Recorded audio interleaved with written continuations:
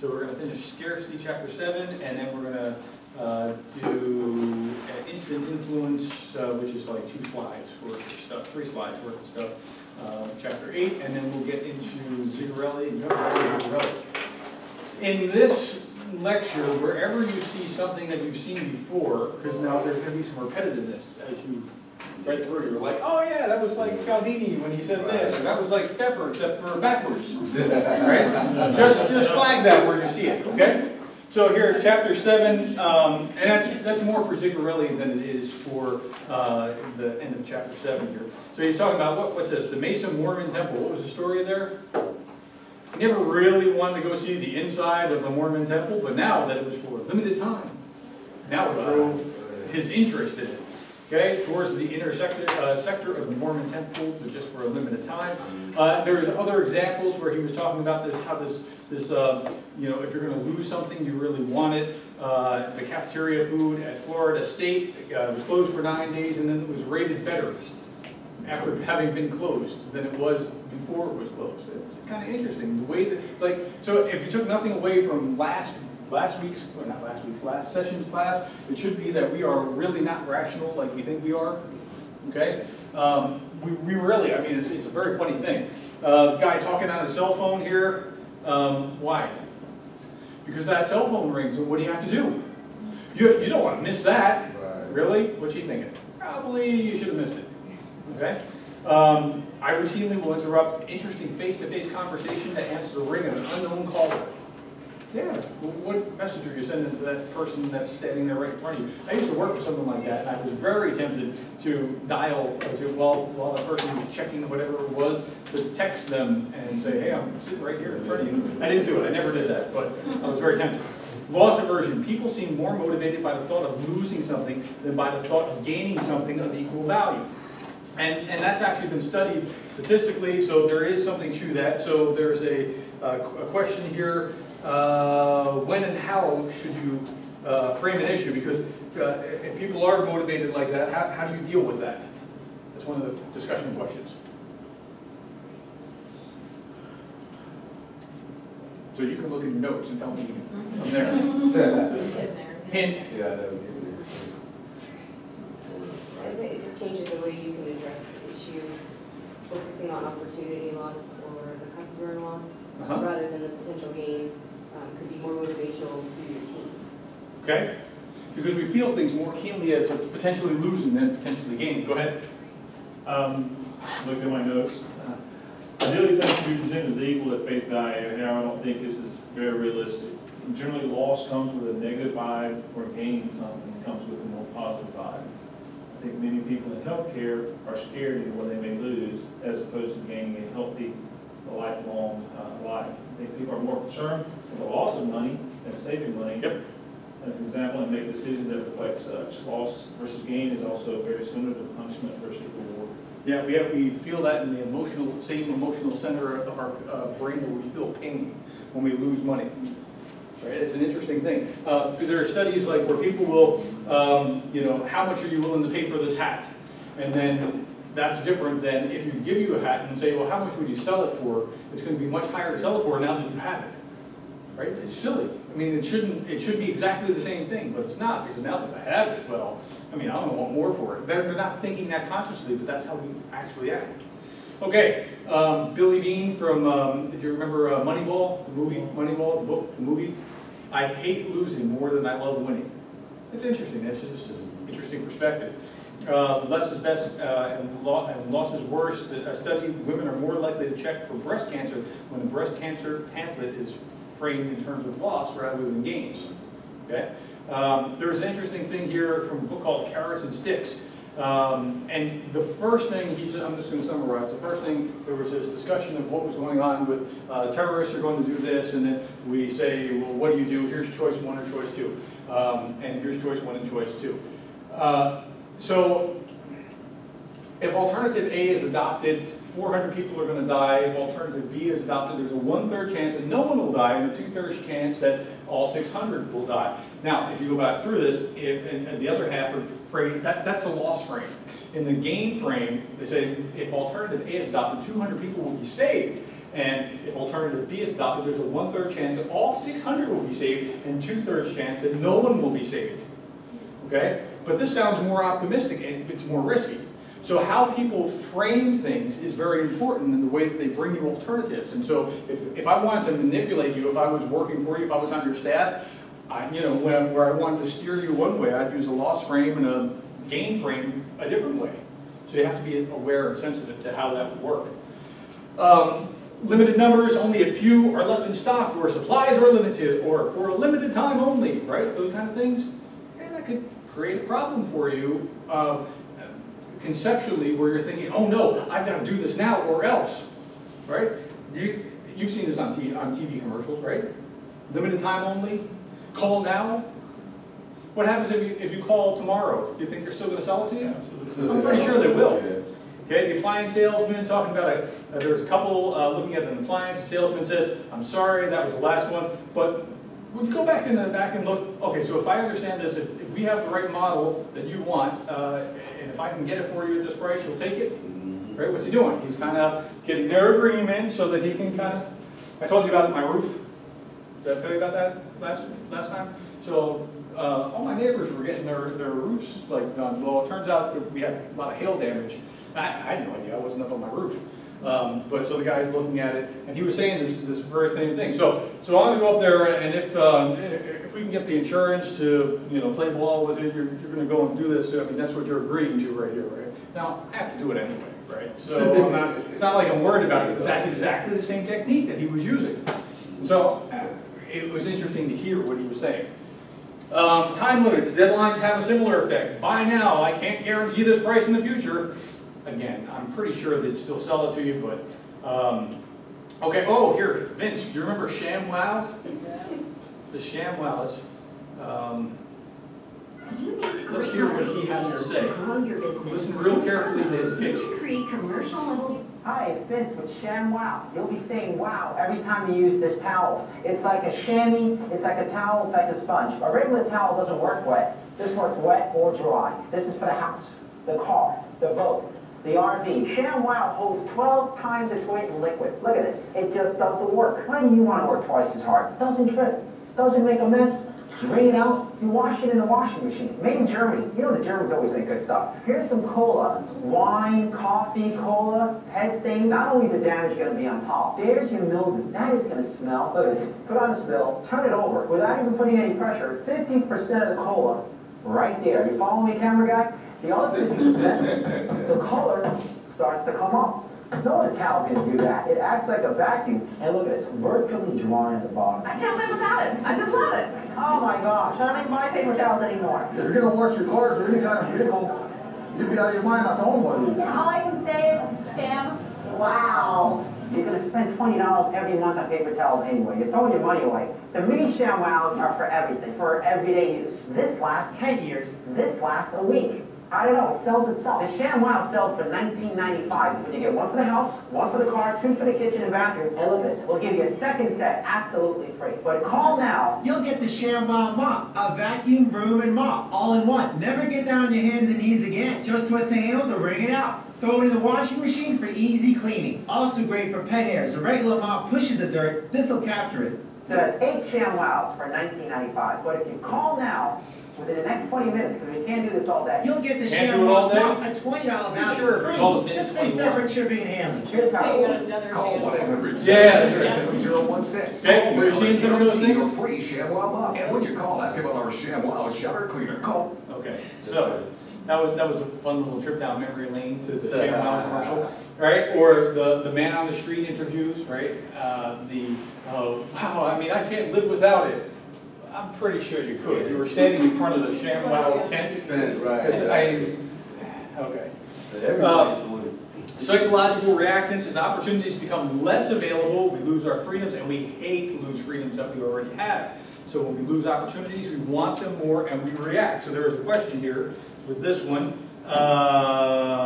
So we hate to lose freedoms. What do you do with this knowledge? Do you play on it? Is it okay to play on that? That people hate that? To kind of push them the direction you want them to go? I think it's helpful knowledge. right? So like I have here that as a leader, it's going to be important to know how to like wade the waters with their direct reports. Okay. So if leaders are supposed to always be for their people, right, then we need to know how to highlight freedom as opposed to removing it. Okay. So kind of an opposite reaction to it. Good. Anybody else? I just said like we have freedom of choice, and it's like they stealing that freedom of choice from you by making it limited. Like you gotta do this at this particular time, at this particular day or whatever. So it's like calm down, let me choose, let me figure out if I want to do it. I don't need you harassing me on it. So the reason that I'm asking the question is because you're right. We do have freedom of choice, but we don't realize how much we're manipulating. Right. Okay. So, for example, there is a study where you write down the last. Let's do this. Grab a pen and pencil, or grab pen or paper. Pen and paper. All you have to do is just write a little something down. Okay. Write down the last 2 digits of your social security number. Don't have to. Okay. Don't have numbers. Okay. So in your case, I want you to write down the date of your birthday. Date of your birthday. You have a birthday, right? Okay. So now, what if you are the last 2 digits of your social security were 500 or more, or 50 or more, 50 or higher, or if it was past 15 in your case? Okay. Raise your hand. Okay. So it should be roughly mathematically about half of you. Now here's the thing: when people do that and anchor them to the higher number, they react differently than if they ask them to think about that. They react differently than people that have a lower number when they're gauging the price of something. Tell me we're rational. We are not rational. That was an anchoring effect. Okay? And so we'd say, how much is this worth? And people, they have a slightly higher if they're in the higher end of that graphic, or slightly lower if they're on the lower end of that spectrum, because they've just been anchored. So we're really not rational like we like to think we are. So that's a manipulative way. So you have free will, but you don't realize that people are manipulating you. So my question goes back to, when's it okay to play on this in order to kind of manipulate? She gave a great answer. Was we're trying to give them freedom. We're trying to get them to grow. We're trying to, right? That's different than trying to manipulate them for a particular purpose. Psychological reactants, a group of 2-year-olds. They have a plexiglass barrier between children and the toy, and if they could easily get to the toy, they demonstrated no preference. And what happens if they have a barrier that's high? Now they're trying to scramble to get to that toy. They didn't really care about it before, but now that there's a barrier there, they're very interested in it. He said if you want to get something done, you've got 3 options: do it yourself, pay top dollar, or forbid your teenagers to do it. Okay? And it'll get done. This is the idea behind Romeo and Juliet reacting. I mean, I wonder how many people are married now because mom and dad said, "I forbid you to marry that man. You can't control me," and then ran off, right? I mean, I would imagine that there are hundreds of thousands of people that are in that category right now because they played on their own psychological reactants. Teenagers and romance parents who interfered caused their teens to feel greater love and desire for marriage. When interference weakened, so did their ardor. In Dade County, they banned phosphate detergents. And so what did Miamians want to do? They wanted to buy this phosphate detergent because it worked better. It must have worked better. That's why it was banned. Okay? We're weird. We're not really logical like we think we are. Okay? When something becomes less available, our freedom to have it is limited. We experience an increased desire for it. We want it. So banned information, we want it more. We're more favorable towards it. We come to believe that in that information more, even when we've not heard it. So the ban speech is to make people more sympathetic to that position. So he gives a number of examples of that. The juries that are, strike that from the record. But the jury is not just completely striking it. They're wondering, really, what was that all about? Okay. I'm going to skip that one. Cookies. Cookies, that was a fun one. What happened with the cookies? Do you remember? People rated it more highly than not for weird reasons, right? So, the study, there's scarcity in cookies. Participants are asked to rate cookie quality. In condition 1, there were 10 cookies. In condition 2, there were only 2 cookies. As a result of only 2 cookies, the cookies were rated more positively, right? Scarcity caused that. Now there's another one related to that. Same kind of thing before. Before eating one, supply of cookies was reduced to 2. And now the raters are rated it significantly more, right? Now significantly favored the reduced supply of cookies because of that scarcity being introduced right in front of them. Another one, first edition was manipulated in 2 ways. Cookies were given away to meet demand in another study. That's what they're told. Okay? In studies, we lie to students all the time. I mean, that's essentially what happens. I mean, they're completely deceived all the time. The study's really about this. No, it's not. It's really about that. Cookies are reduced because of a mistake, and the cookies were made more scarce from the social demand and rated highest, even more desirable. But no one ever said that they were better tasting. Okay? They were just, we ranked them higher, but they didn't actually taste any better. They were the same exact cookies. They just psychologically, like the professor or the person introduced as a student as opposed to an instructor as opposed to a professor, right? They were rated taller in people's estimates. What? We're weird. Okay? Revolutions. So, and the way that he talks about this is really interesting. I'm going to give you a little bit more historical something here. So revolutions, don't tread on me flag. Now, popularly we associate that with the Tea Party, but it was actually something else. We're going to go back to that in a second. Baltimore riots in 1968. In the Baltimore riots, Watts in LA, Baltimore, Newark, New Jersey, and Chicago, some other places, there was riots in the 60s. What was going on? Here's 2015. We had riots again. What was going on? What was behind these things? Do we remember? Social unrest. Social unrest. Why? Second line. I'll give you a hint.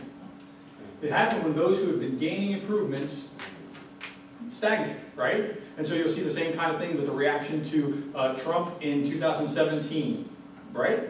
Same kind of process. Those who have been on the left side of the spectrum were feeling like they're gaining, and so Trump, he's putting a stop to what this gain was that they felt that they were gaining. Same Tea Party is the same reaction to Obama. Same stuff. But we're just the other side of the spectrum. Okay?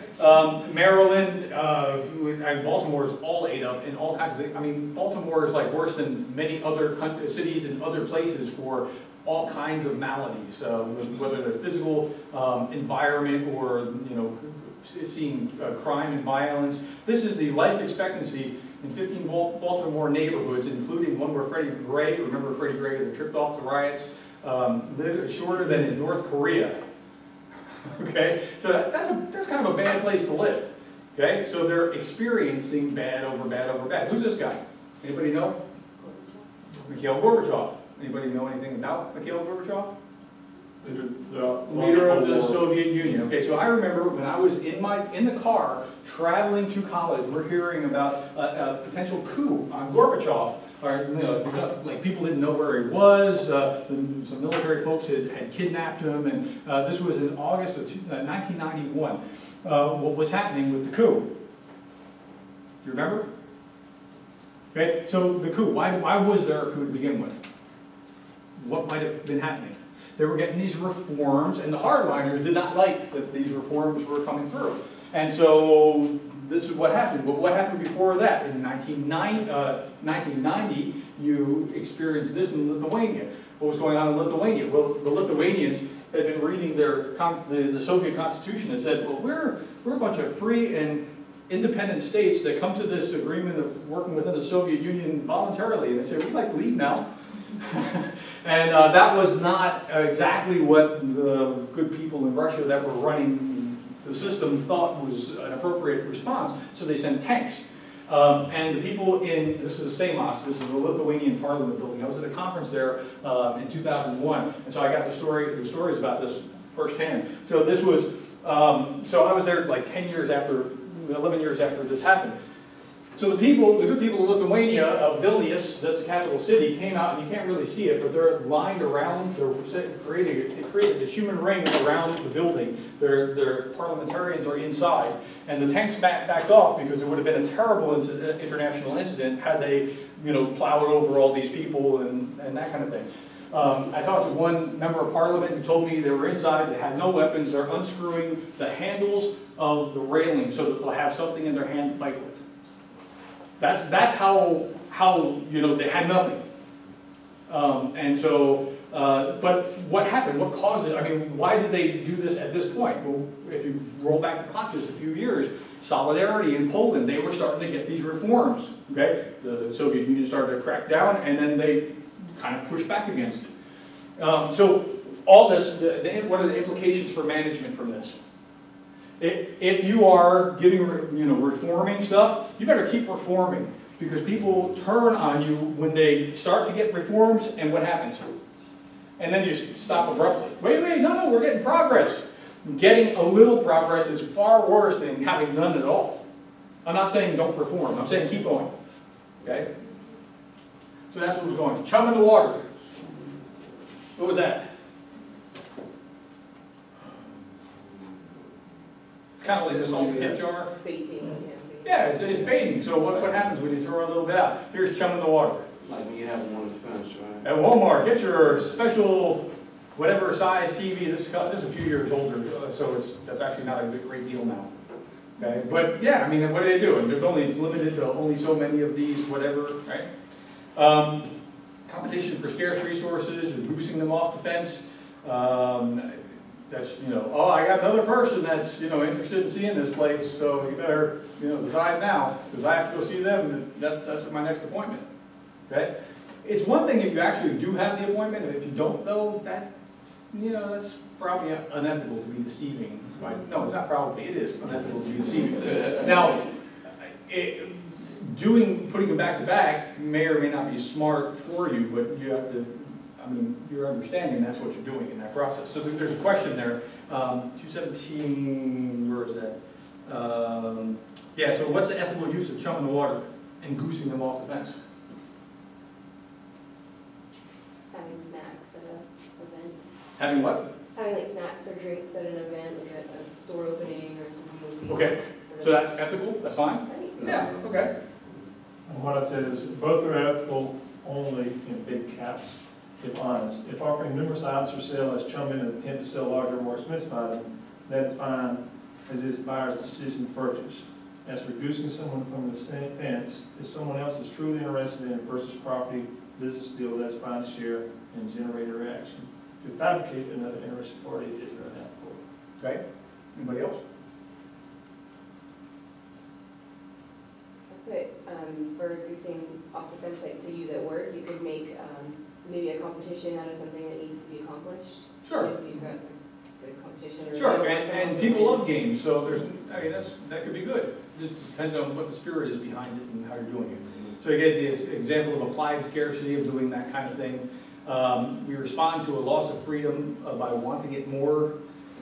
Desiring too much should be a sign. Most vulnerable at age 2 and while you're a teenager. Because at age 2 and while you're a teenager, you're crazy. 2-year-olds are nuts. I mean, 2-year-olds are really jerks. It's just, that's life. Okay? Teenagers, they start to apparently regress back to that for a little while. My oldest is 13, so I don't know a whole lot about this, but I'm starting to see like, what? Okay. Scarce items are more valuable when they're newly scarce, and we're more attracted when they compete with others. Okay, everything that he said throughout the book, he summarized here. When we are rushed, when we're stressed, when we're uncertain, indifferent, distracted, or fatigued, we tend to focus less on the information available to us. So be careful, because that's kind of a warning if you're in this condition. Be careful, you could make poor decisions because of that. He said the same thing. Now, when I was going through this, I was preparing for this 2 summers ago, and this guy came by. His name was Casey, and he was selling books door to door. And he went through like everything that Cialdini was talking about, and he started going through the thing, and I said, no, I'm really not interested. And he said, well, could you refer me to some of your neighbors? And I thought, wait a minute, can you do your whole pitch? Because I just want to hear what your whole pitch is. And then he looked at me like, huh? I was like, no. Okay, and I told him, look, full disclosure, I'm a professor. I talk about the stuff that I think you're about to talk to me about here in class. I'm doing it right now. Can you just go through your pitch? And as he was talking, I was like, that was one, that's another. another, and he was like, he was having a good time with it, because it was interesting to see that, like, everything he had been taught were these kinds of things. But he went right through. I mean, it was like a walking example of Cialdini, and he was good. He was gracious enough to go through the thing. I think he gets like points for doing it, even if he doesn't get a sale or something. So he was fine with it. And anyway, that's Casey, the book salesman. He was a nice guy. It was funny to hear him do all those things. Okay, now we're going to move from weapons of influence to influencing biblically. And so Zigarelli is going to have a very different take than what you experienced before. And it's going to be a little repetitive, but it's good in a way, because it now comes behind it and says, yeah, but this is why, and here's the reason, and those kind of things. So we went from how to attain power to how to ethically use influence to now influencing for the right kind of reasons. And so when Zigarelli is talking about it, influence is to affect or produce some sort of change in attitude, behavior, or circumstance. It's not manipulation, it's not a hammer, it's just a tool, it's value neutral. Right? Yeah, okay, a hammer's a tool. Okay, I got that. What do you think of that? Is that fair? Okay? Influence can be used either way. It can be used for good or for bad. God calls you to be an influencer. So the Great Commission, the Cultural Commission, the Domestic Commission, we're supposed to be influencing. That's part of who we are and what we're doing. You guys you register with this? Is that everything okay? People are looking at me like, or not looking at me, and I read faces for a living, so. I think most of us are transitioning mentally and physically from one book to the other. Yeah. Oh, okay, I got that. Yeah. That's far good. That's perfectly fair. And setting our clocks forward. And setting, yeah, so we sprung forward and that threw us off here, okay. Before we ever say a word to try to influence someone, we should do at least 3 things. Pray for change, be a person others will follow, and know your audience. Now, that was interesting, because that was convicting for me, because as much as I'm steeped in this and I'm paying attention and I'm really trying to biblically integrate, I was thinking, I really don't pray about things as much as I ought to. Yes, I reflexively do around mealtime, I reflexively do when I'm thinking about it, but as far as at the front of whatever I'm about to go do, I don't know that I do that as I should. So, and it's interesting, because when you're, as Christians, it's not that we know the right or think the right thing, it's conforming our hearts to what God desires us to become, right? And so it's not just about knowing the right thing, but just walking with Him. Principle 1, pray for change. So prayers change things. Most Americans believe in God. Most Christians do not pray regularly. Like I said, I was convicted by that. Anybody else want to chime in about that one?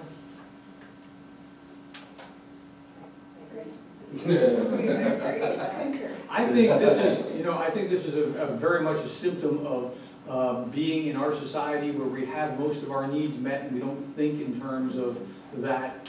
Give us our this daily bread sounds quaint, rather than that. I work for it and I have things stocked up. Go ahead. I think going back on the pray for change, I'm going to kind of mix on that one. I agree, pray for change, but you should be praying all the time, not just when you think there needs to be change for all the time. Sure, and that's right. Absolutely. What he's saying is at the front end of whatever you're about to be doing, you should be. If there's got to be change, might as well pray for it. No, at the front end of the enterprise that you're undertaking, go into it prayerfully, and I think we in the American church just jump in with both feet thinking, okay, we can do it. It's unfortunate. I think we probably get off track a lot more than we should just because we're not really listening.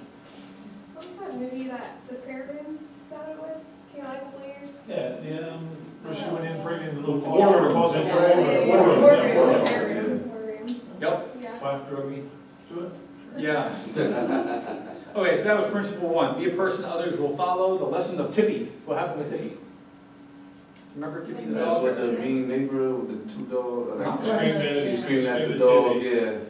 And he felt sorry for the dog. I'm sorry. Okay. So the question here with Tippy was, Tippy, Zigarelli, wait, you try to motivate with anger? How well does that work? It might work for the moment, but it's not going to last. It's probably not going to be a sustaining strategy, right? So how many of you like to be motivated by anger? go ahead, yell at me. I enjoyed that, and that makes me really want to do my best for you. I don't know anybody that feels that way. Oh, yeah, Brad loves it. Brad loves it? Yeah. Oh, he might. I can see that. I said historically yes, although no excuse coming from Millie Brad. Terrible answer, Brad. When it comes to default method. You can do better, Brad. It does not work where outside the military. That's the worst. Now, being in a leadership role in an all-volunteer organization makes motivating with anger a complete non-starter. Okay, so I was going to say good job, but I don't want to say that now because I don't want to just yell something. Okay, yeah. So most of us don't appreciate that. So anyway, the lessons of Tippy, there's an inextricable link between who we are and how much influence we command. Now, that's really interesting. That's exactly what I was just saying. Who we are. So I was reading a journal article or something the other day where somebody was, the author was talking about, look, we have, as Christian leaders, you have to get beyond trying to do things, this Covey 7 habits, and trying to be nice and respectful, and it has to be a change, a transformation in who you are actually, and everything has to flow from that. If it's just about doing these right things, you missed it. Okay? So I think Zigarelli's right on. There's an inextricable link between who we are and how much influence we'll command. Basically the Lead Like Jesus book. I'm sorry? Lead Like Jesus. Yeah. I mean, that is basically the same thing. Mm-hmm. Okay, dentist making 1,000% profit. Hey, he's bragging about it. And, okay, you're talking about cheating, and I am your client, and, that's just not thinking through things, right? And, yeah, we're going to start to see this guy in a negative way. If he's talking about cheating someone else, well, is he going to cheat me? 5 qualities of a godly influencer: be authentic, be compassionate, be honest, be excellent, be gentle. And so there was something, was there something here? Or no? No, I thought I removed that thing. Sorry. Okay, be authentic. No one follows a hypocrite willingly. Right? You might follow a hypocrite because you have to, because your paycheck depends on it, but really we don't. Why don't we? Why do we not want to follow a hypocrite? It goes back to trust. Yeah, it goes back to trust. We don't trust them. It reflects poorly on us. We're like, what? We're associated with that. Authentic leadership is a big thing within the leadership literature. What's that mean? It means that you are true to yourself. I mean, there's more than that. But so I remember early on trying to lead, trying to emulate someone I felt was a good leader, and I fell flat. Why? Be yourself. Yeah, because I'm not that person, and so it was artificial. It just came off wrong. Stop doing that, and everything worked, because I'm not trying to wear Saul's armor, right? I'm doing something different. I'm doing it the way that I do it. Now, introverts, this is good news for you, because you don't have to be charismatic in order to be a good leader. You really don't. In fact, the charismatic leaders are probably more likely to get into ethical violations and other problems because they're able to sway people. Introverts, I'm speaking to you, need to work to their own strengths. And so introverts can be really good in the sense of being putting people, praising people, and keeping them up in the spotlight and giving them the credit and all those kinds, because they don't want it anyway. Right? Where the charismatic guy, no, you get back there. I'm going to be out here in front of the person that needs to be in the spotlight. They have a whole different problem set. So you just have to work with the way that it works for you. Be compassionate. People were drawn to Jesus because of his compassion, and this is core to leadership. Compassion means to suffer with, and there's a great book called The Tragedy of American Compassion, where it talks about what was charity before the welfare state, before the Great Depression. And in that, it was a lot of one-to-one personal dealing with, like churches and other nonprofit kind of organizations dealing with people that were in a state of need. But they could discriminate against people in the sense of, do you want help? No, I don't want your help if these are your stipulations. Okay, well I'll go, do you want help? Yes, I want your help. And so, oh, that's terrible, we're not going to allow them to, so what we do is we give them all a check. But a check is not the same thing as human compassion and human connection.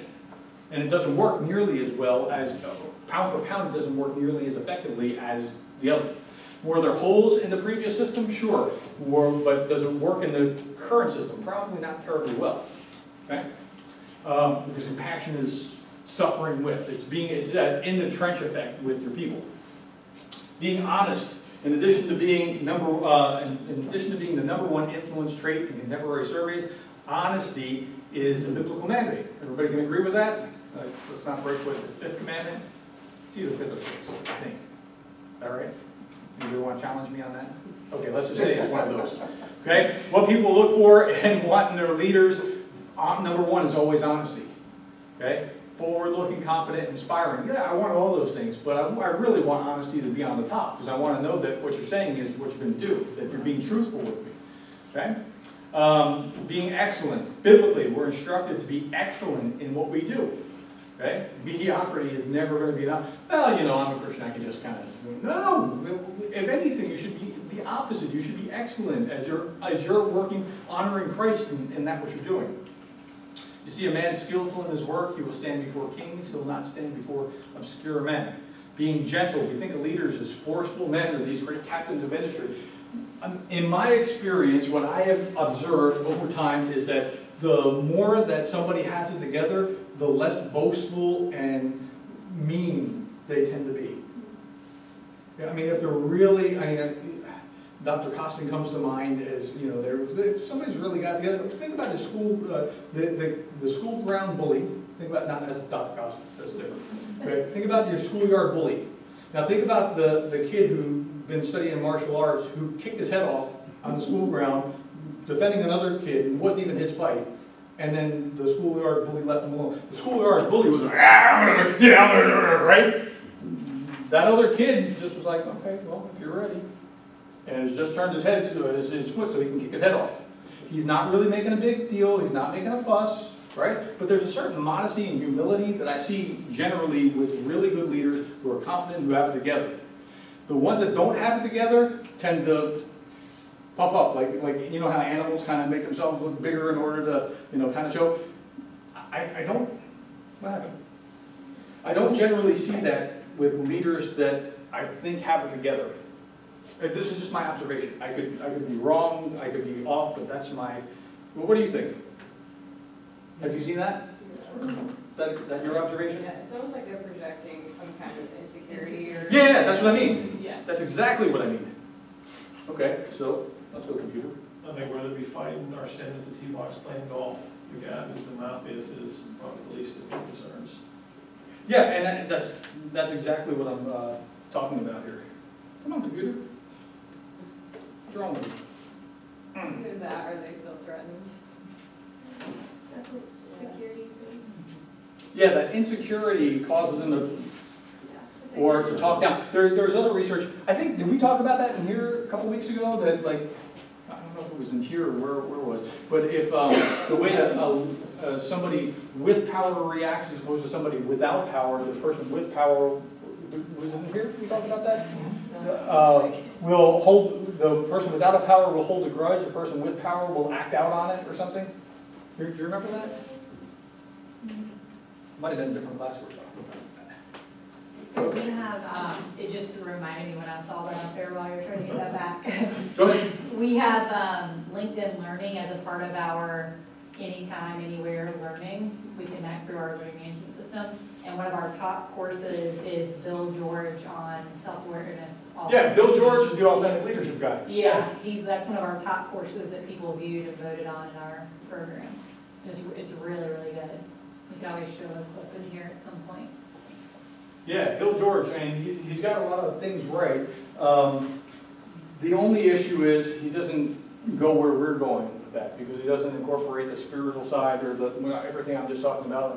You know, it's all about becoming more like Christ. Mm-hmm. Okay, computer, let's go.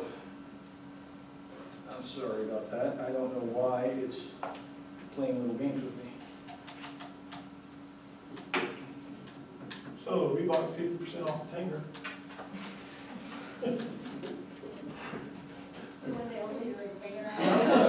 It was yesterday in the military, additional 20. Yeah, among others. Yeah. It was off at one. 4 or 5 there. So it's an issue. We call it going broke saving money. Right. Going broke saving money.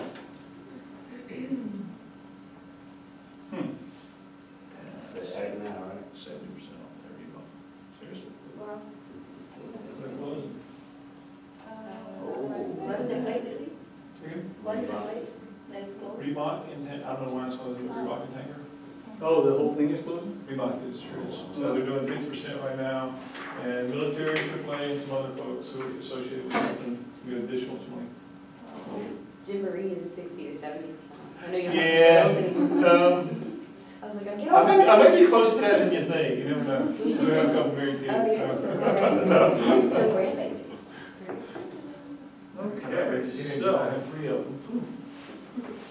I am not sure why my computer's not doing that, so I'm going to sleep and wake up and say to me when I wake up. Okay, gotcha. Let me marry teenagers. No, I'm not judging. No, I'm married. No. They are married, but not teenagers. Okay, well, it's too early for a break, isn't it? Not if you think you can get it working. Well, I'm trying to, Chick-fil-A's closed. yeah, no, I'm trying to I don't know why it's doing that to me. Okay, well, we'll see how that works. What's the next one?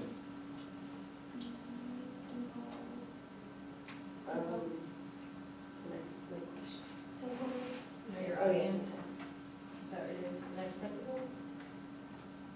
So this was what, 3 that we just finished? No, I think 2. 3 is no. Yeah, we're going to 3. We're going to 3? Yeah. Okay, so what was 3? Tell me about what you saw there. Anything else in 2 that you saw in your notes? Because I don't have the book in front of me. That was just how well it is motivating with anger work. Yeah, it doesn't work at all. Doesn't it? Falls flat, it only comes back to boomerang. Right, I mean, it works short term, let me stop. It does work. It works short term, but you cannot, you're gonna break more than you're gonna get traction with when you do that. Well, and he also says like anger never ends in commitment. That's right, and so what you're getting is, you're getting a short-term result of control, but that's different than commitment. What's commitment? Sustainable. Okay, commitment is control, but it's self-induced control toward the actual mission. There's a big difference between those two. Does that make sense? Whereas, as opposed to controlling you directly with whatever whim I have at the time. Okay, so what's next? We had a question on principle 3. Okay, go ahead. Zigarelli suggests that different audiences need different approaches. Stories or learning what you can about the other person before you try to influence him. How do you do this? Do you do it well? Okay. So answers to that question? It's having someone's best interest in mind, not having only your own interest, but making sure when you find finding commonality with someone, building rapport, understanding their needs, so you can help them solve their problems. And when you're being genuine, it's biblically sound.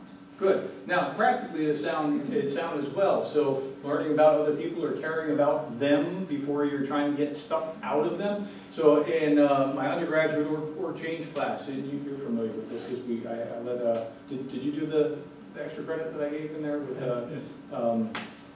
Sheen and Sheen's, I'm trying to remember the name. Text by Sheen and Sheen, Humble Leadership. Yes. So in Humble Leadership, his whole argument is, look, if you get to know people, if you build that trust, everything is lubricated, as opposed to just seeing people as functions. So if you see people as functions, we have a professional relationship, and that's as far as that goes. But if we get to know each other and trust each other, you can anticipate what I'm thinking in order so we can make things work. Does that make sense? There's a world of difference between those two things. Doesn't mean we have to be buddies and hang out on a weekend, but if you know where I am and I know where you are and I know your strengths and weaknesses and vice versa, we're going to work a lot more effectively than if we don't. That's kind of what my article was. Is it? Well, a mix of like authoritarian sort of leadership and then benevolence as well. Like you have to have that benevolence and caring about your people. Mm-hmm. If you're going to be that authoritative, they need to know that you're doing it for their interests, not just because you're. Yeah, and so people will put up with a lot of stuff that they otherwise wouldn't if they know that you have their back, right? There's a big difference between somebody, you can do the exact same thing, and if I think that it's because, so in the other class, it's funny, on Monday nights, there was somebody that I didn't have in class before.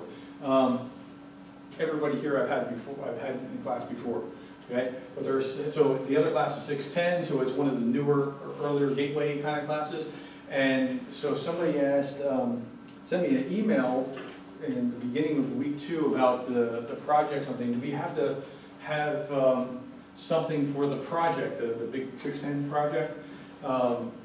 And I replied, wasn't paying attention to who it was. I just replied, well, your class leader should have that together, or something like, I hope your class leader has something together.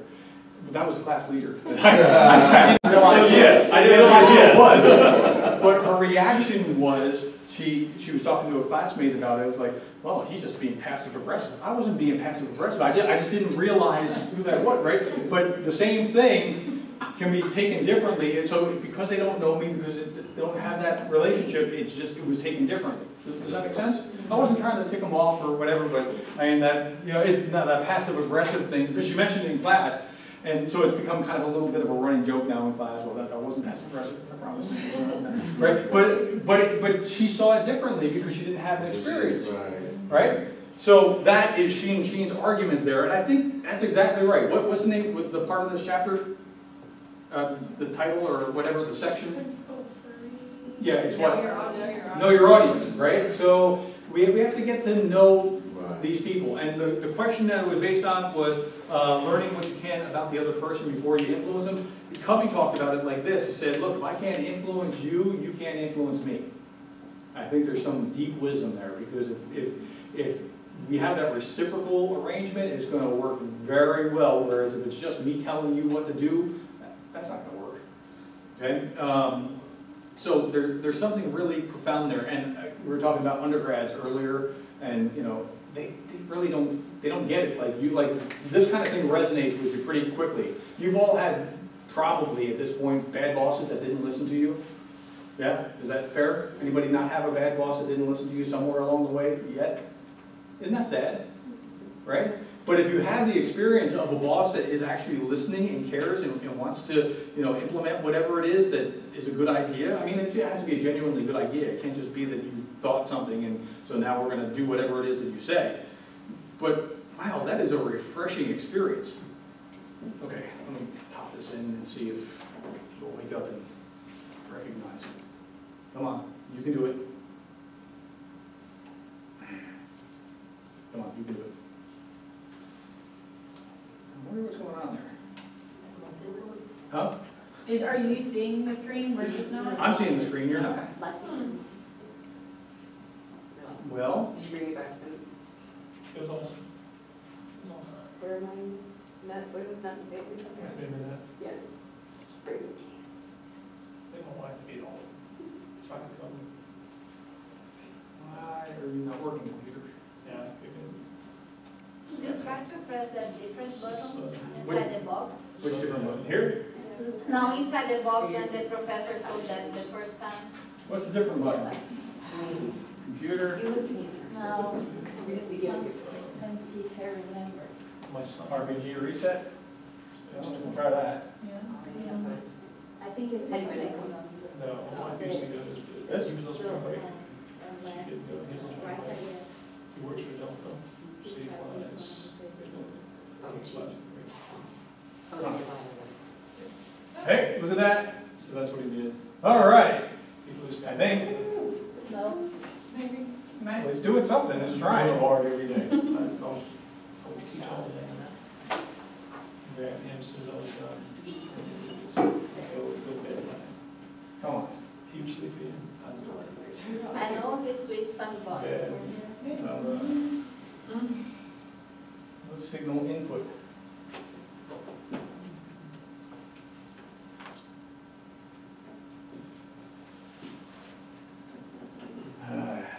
Okay, keep talking what we're talking about. We're in chapter 3, and what's next? Then we went on to find a common ground. Okay? Actually, unless we want to stay in chapter 3. No, still, anything else in chapter 3? Okay.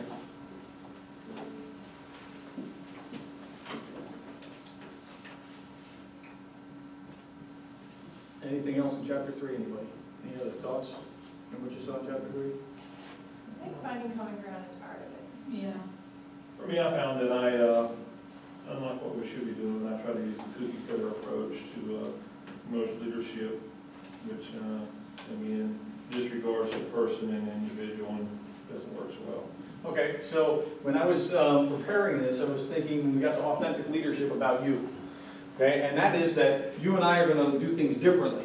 That's okay, because we're in different contexts. Now, when you move into a different context, though, you need to now adjust to that newer context, which you've realized, I'm sure, going from Marine Corps to Spay War, right?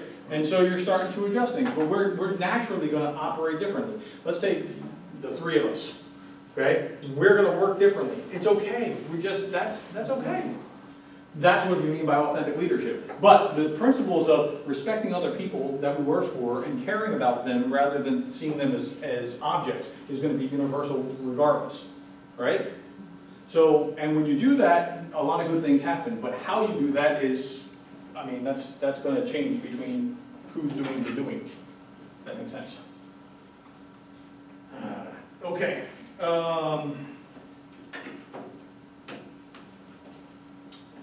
Let's see what we have here. So, principle 2, godly influencer. I had some examples in here of like Tony Dungy with the last chapter, you know, being quiet and just the way that he operated as a coach. You know, when he got angry because he didn't shout, he got more quiet. That's when he was getting more and more angry. Right? That's amazing. I mean, for a football player or for a football coach, that's not a normal way of doing it. I then had a slide of Peyton Manning talking about, you know, it takes 5 seconds to smile and be nice. It takes the same amount of time to be a jerk. So smile and be nice. Right? There's something, I mean, you don't have to be disrespectful to people along the way. So that's it with principle 2. Principle 3, what we find convincing will not, other people will not necessarily find convincing. And I had a question there. So the question was about finding common ground one? No. What was that? That was learning about other people. Okay. Understanding the constraints. So he gave the example of 70% of pastors. Pastors think that 70% of the congregants are, all about their faith, and it turns out only 15% of parishioners rank faith as their highest priority, which is kind of depressing. And wow, of course, you're going to see what you're steeped in. Okay, so for a pastor to think that, I get that, but wow, it's kind of sad. The scripture, he was talking about the scripture with, people of Athens. Paul is talking to, found this inscription to an unknown God. I actually have the altar for the unknown God on my screen, but you can't Professor, see if it. you're putting our drive, maybe we can see our computer, because I think it's better. Unfortunately, that's a great idea, except that my my PowerPoint is so many gig, because it just runs together, that I don't know how well that would come together. But the Paul of the Areopagus, he's talking about the unknown God, and come on, wait. Something just did something. Hey! All right.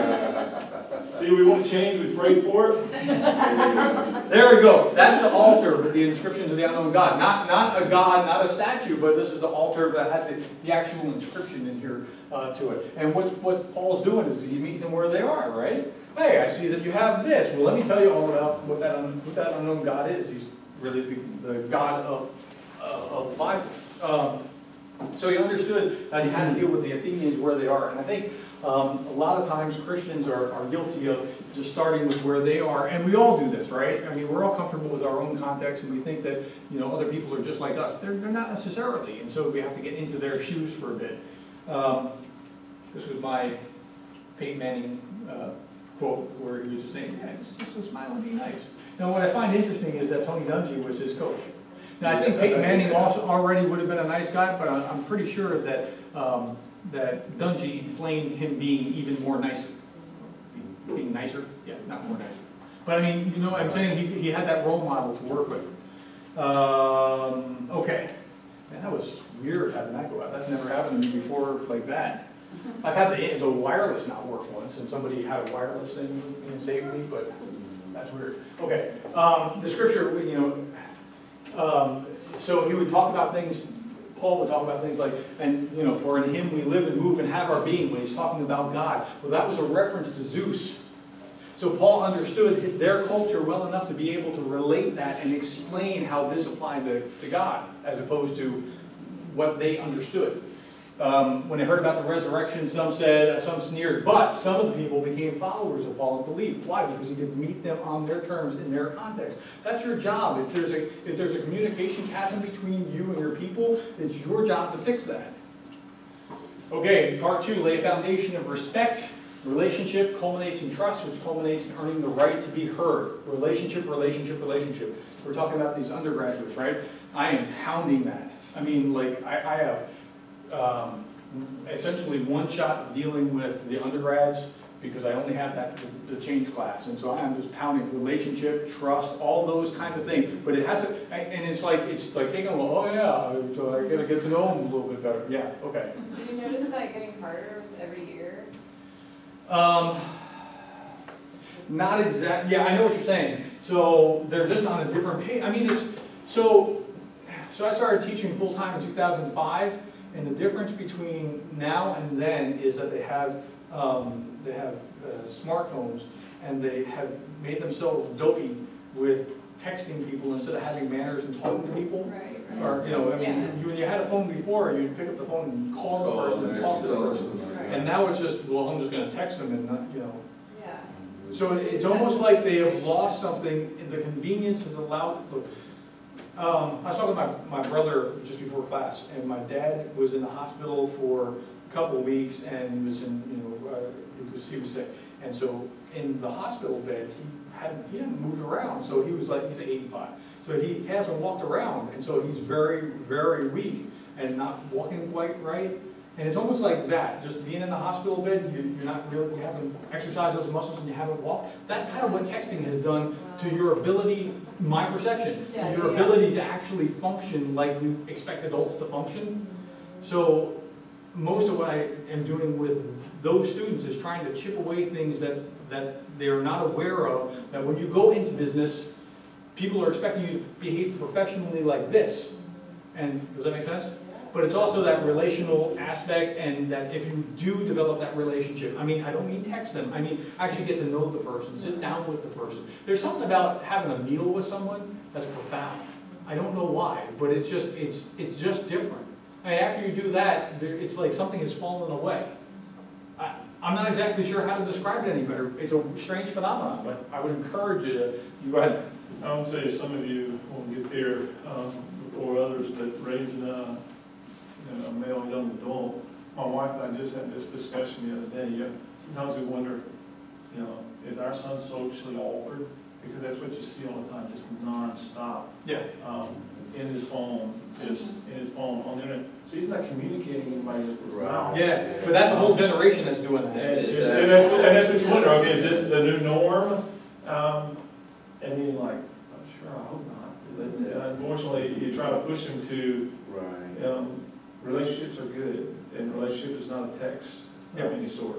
It's a relationship. But look how many thousands of Facebook friends I have. And you only have 26. We do a lot of research just like how to communicate with our market of students, and it's really interesting because they actually are more aware of information. They may not be able to communicate it orally, but they've said even if a student, if we're like speaking to an audience of students or something, and they all seem to be on their phone, a lot of times they're researching us online, like they're interacting with us in ways we don't know.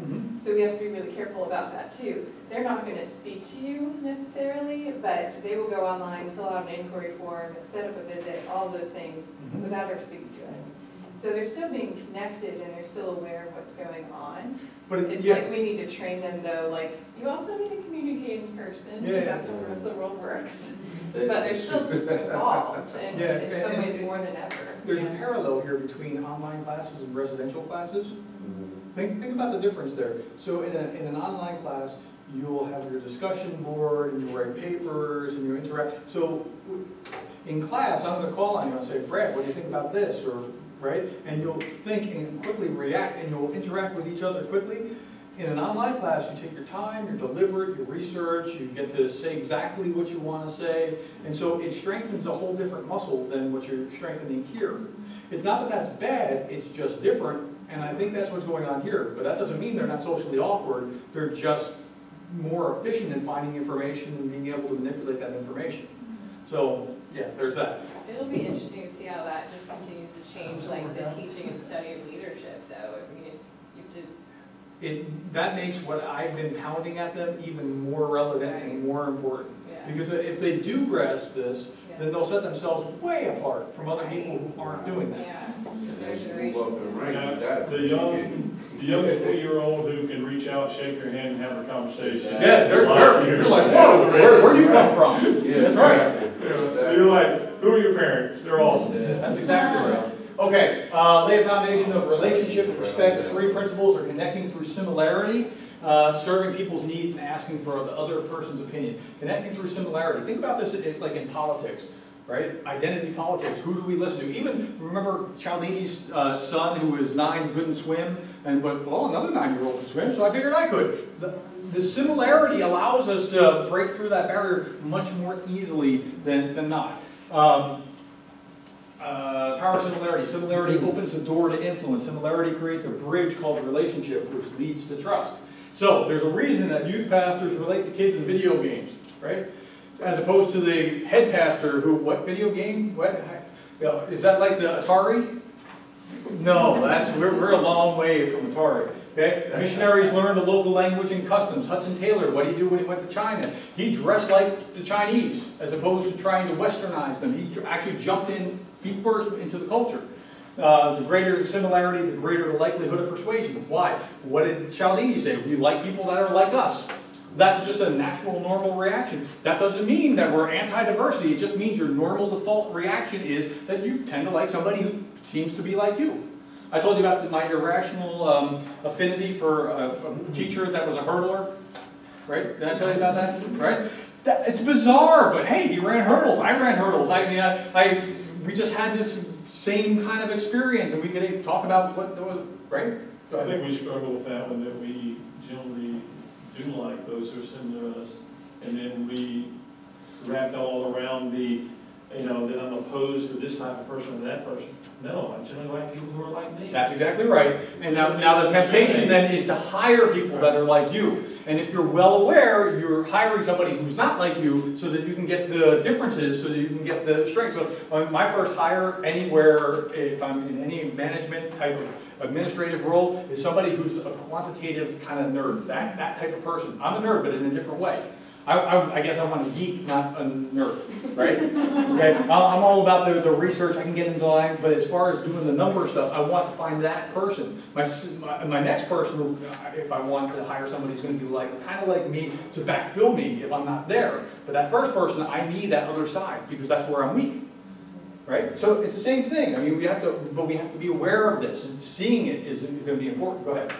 For my part on the questions, what I brought up was how at my branch, it's me on the teller line, and then we have an older woman, she's maybe in like her 50s, and we have like older customers come in and they prefer to go to her rather than come to me. Yeah, you know what? That would be a fascinating study. Yeah, and it's crazy because I trained her, so she's in her 50s, I trained her, but they expect her to know more because she's older and it's just more comfortable. Yeah, you know what I mean. So. And I always tell them, I understand, they always are like, I hope I didn't offend. I'm like, I'm not offended, I'll just say it would be interesting to see how much of that happens, not just there. You could do that with race, you could do that with gender, right? You could do that with a whole bunch of different factors. And that wouldn't mean that you're a racist, right? Yeah. It wouldn't mean that you're a sexist, I guess, Yeah. or whatever, I mean, or ageist, or whatever.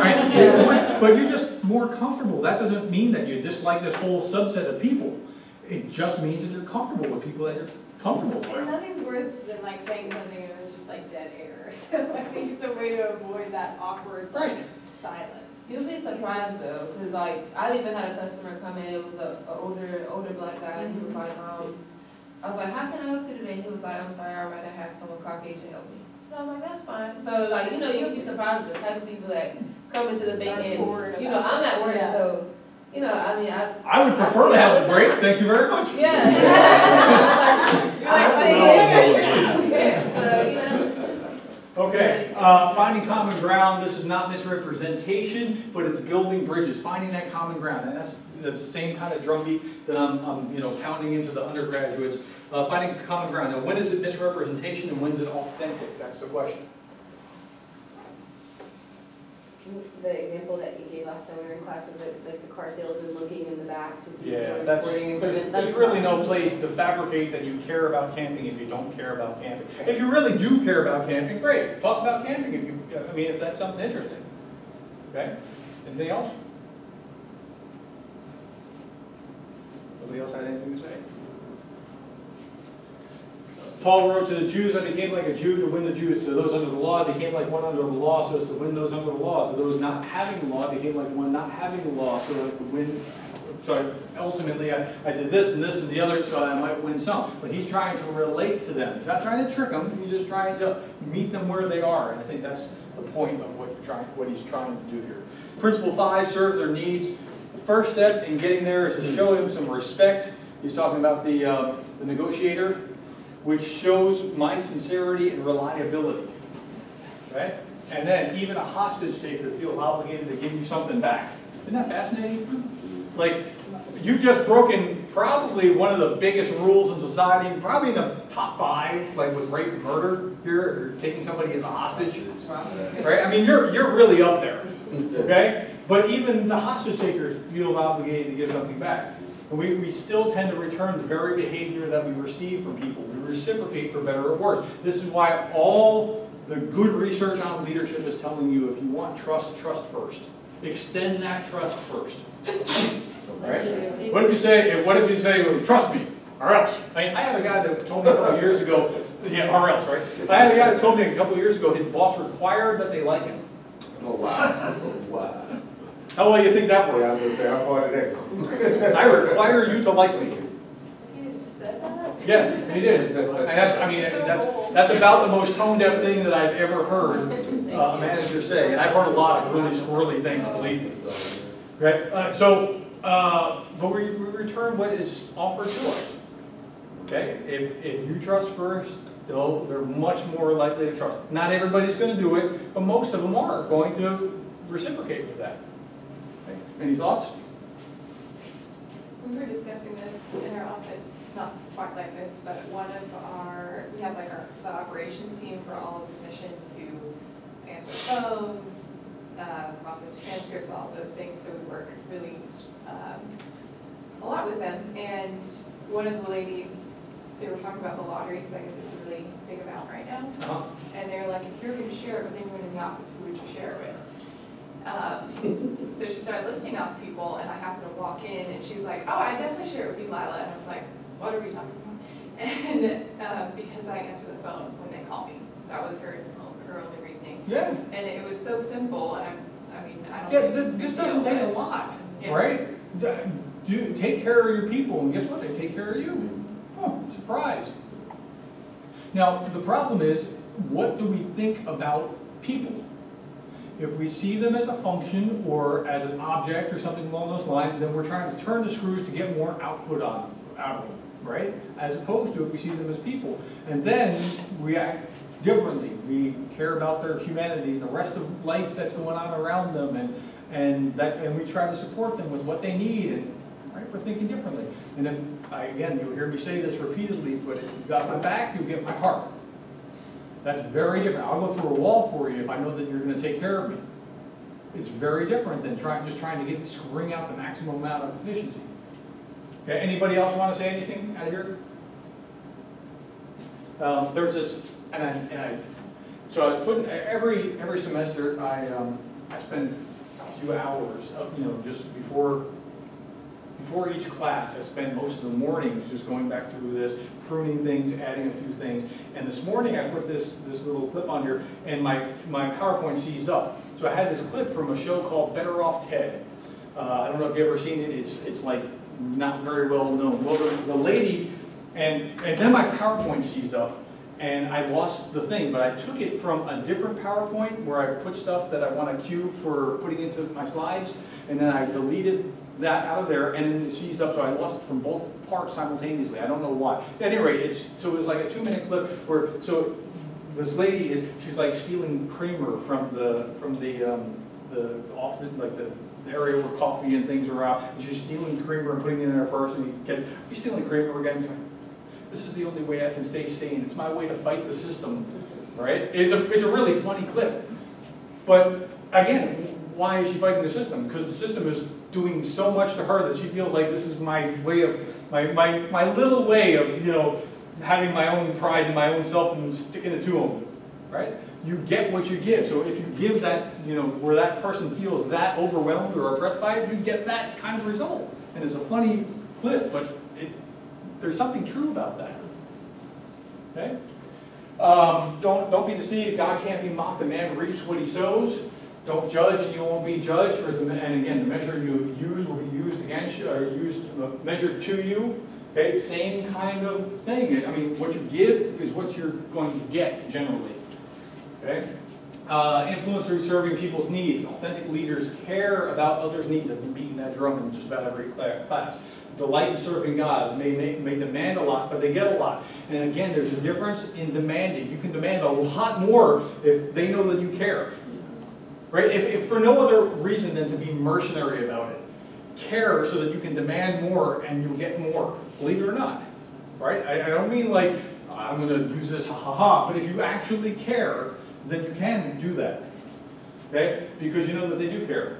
Nehemiah's task was to get permission from the king and return to Jerusalem, and the wall was built very fast. Any portions weak, the whole city's vulnerable. They understood that. Nehemiah's process was build the section closest to your own house. Use their self-interest. Of course I want that section by my house to be secure. After that, now I'm not worried about what's going there, but they can go around that, so I'm going to get here and get there and build that out.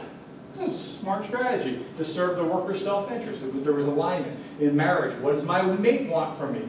In parenting, what do my kids need? At work, what does the boss want? Whatever. Okay, so here we have this, use this principle everywhere, and that was,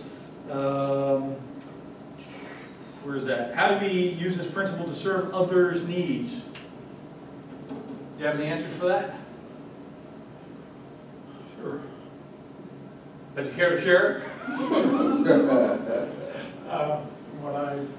By the way, this doesn't have to be the Brad show. The rest of you can add any answers anytime you want. I'm not trying to stop you either, but if anybody else wants to answer, you're welcome to do that too. Go ahead, Brad. There doesn't seem to be takers jumping in.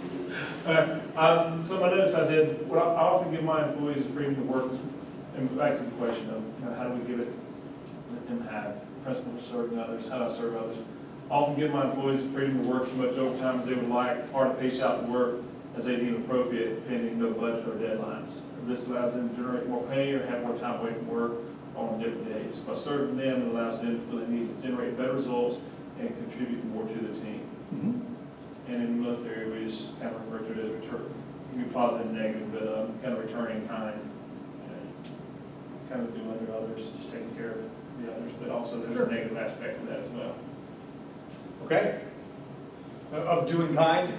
Returning kind. Returning kind? I mean, that's just some legal military of whatever you do. So if they're a jerk, they get that back in kind? I mean, for a foreign country, I mean, that's the legal way to do business. If they shoot rockets, we shoot rockets. So they take POWs, we take POWs, whatever. That is an optimal strategy for, no, seriously, there's an optimal strategy for like in game simulation of how to get to the least bad results in things. So you have a strategy, if you do this, then if he does this, then I lose, and if I do this, then he loses something, and based on whatever they just did, we'll get to the place where it's going to be the optimal, most peaceful strategy for everyone. So you're onto something with that. So anybody else with this one? You look like you were about to say something. So in the context of like a team, I feel like I've seen this whenever it's communicated that like the culture will be one of serving one another's needs, and then you kind of see it in leadership. I feel like it's then like kind of reciprocated throughout the team. And so a super kind of practical example. So whenever like on outreach teams that I go on, I think what's really cool is maybe I don't know, maybe it has something to do with setting that tone, but it's cool whenever you start to see it like being played out within the team members, not just like with the leaders or whatever it might be. So it's definitely a culture set. Have you ever seen this where they talked about it and then they didn't actually lead that way? Yeah. How'd that work? I mean, it doesn't. Yeah, it doesn't work. Yeah. You can talk about these answers all day long, but if you don't actually do that, if that's not your heart to do that, and you don't follow through with it, it's not the same. Go ahead. You were going to say something? Oh, I just said you can serve others' needs just by offering kindness, even when you don't expect it. It doesn't have to be much.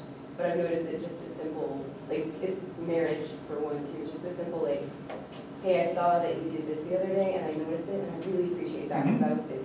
Like, I get a huge reaction, like he feels, that I'm grateful, or so, and it just makes such a huge difference. Or offering Gatorade to the trash guys when they come by.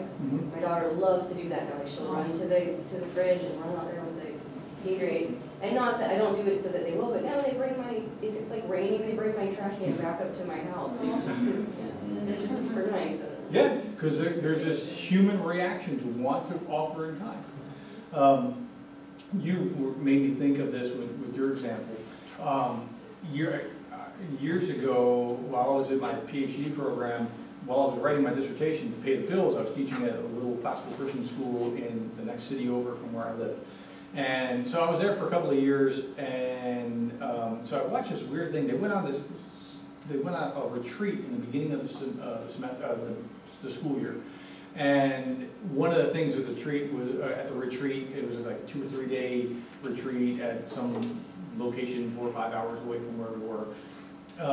Was that the seniors the freshmen traditionally would serve the seniors their first meal, and you give these guys an ounce of power, they become Hitler overnight, and they're just running these guys. No, seriously, they're just running these guys, and get me one more fry, and get me, just being. And there was something very distasteful about watching that. It was part of the normal tradition of what they had always done. So. So y'all allowed hazing at your Christian school, did you? Yeah, they did. And so what was interesting was, so I started thinking about this, and I was talking to a guy that I had a much closer relationship with that became the student body president. When it was the senior year, I was saying, Alex, what do you think about this? Is this okay? Is this is this the tone that you want to set for the year? Is this the culture? Is this whatever does this seem like this fits with everything else you're trying to accomplish? And so he really thought about it, and I didn't tell him what to do, but they do things like part of the hazing, they'd like run the freshmen down to the lake and throw them in and that kind of thing. Right? It was all good, good, clean fun. It was whatever. So, this was a couple months before that happened, and the spring before we left for the summer, and then when we got to the beginning of the school year, they got there. And when the principal was saying, "Okay, freshmen, it's your turn to serve the seniors," he got the bullhorn from the principal and said, "Stop, stay in your seats. We're going to serve you." Wow, what a difference! Now they did still get them up at 2 in the morning and ran them down to the lake, but they washed their feet.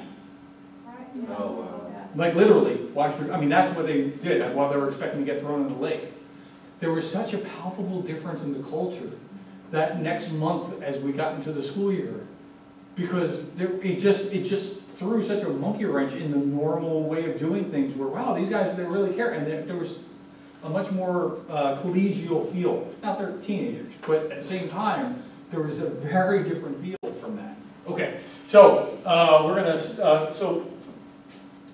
in previous classes, I would have asked this. There was no class project here, right? So don't worry about it.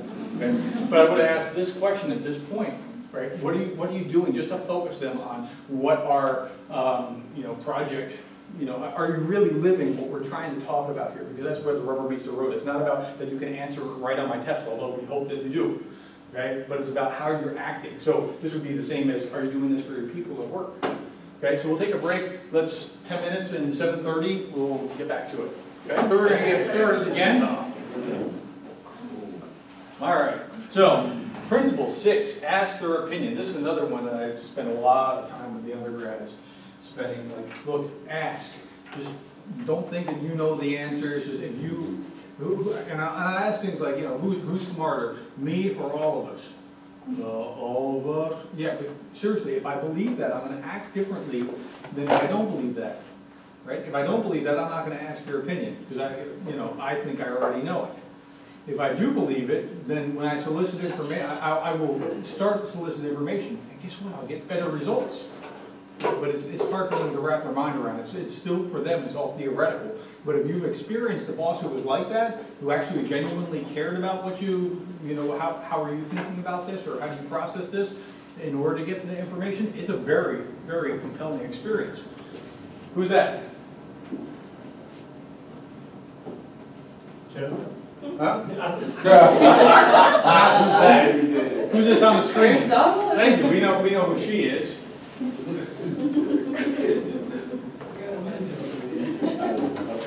Come on, who is it?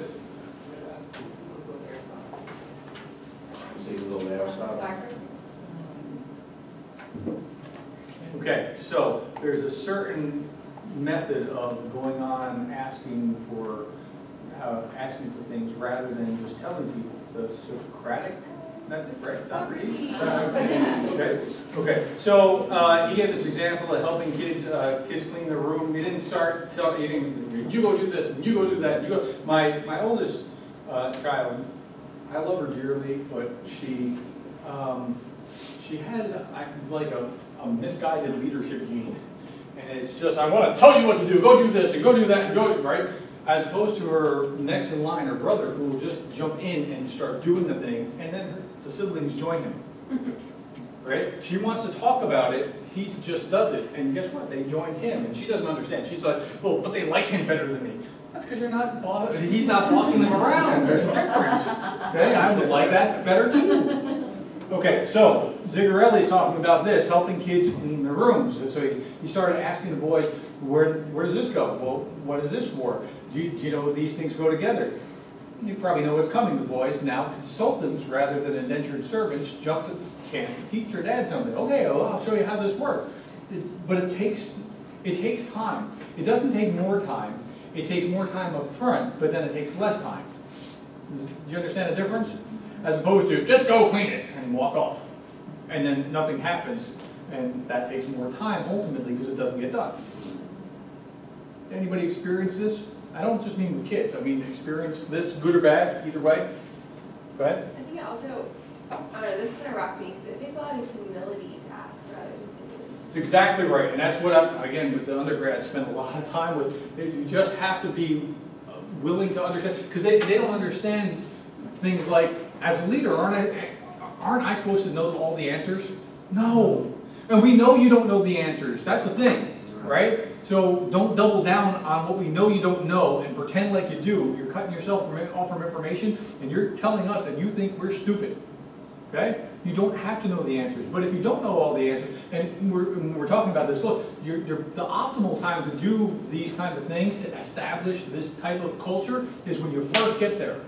Because when you first get there, everybody's giving you a mulligan because we know you don't know the answers. But if you can establish a culture based on, look, I don't know that I'm going to know everything. What can you tell me? What are your thoughts about this?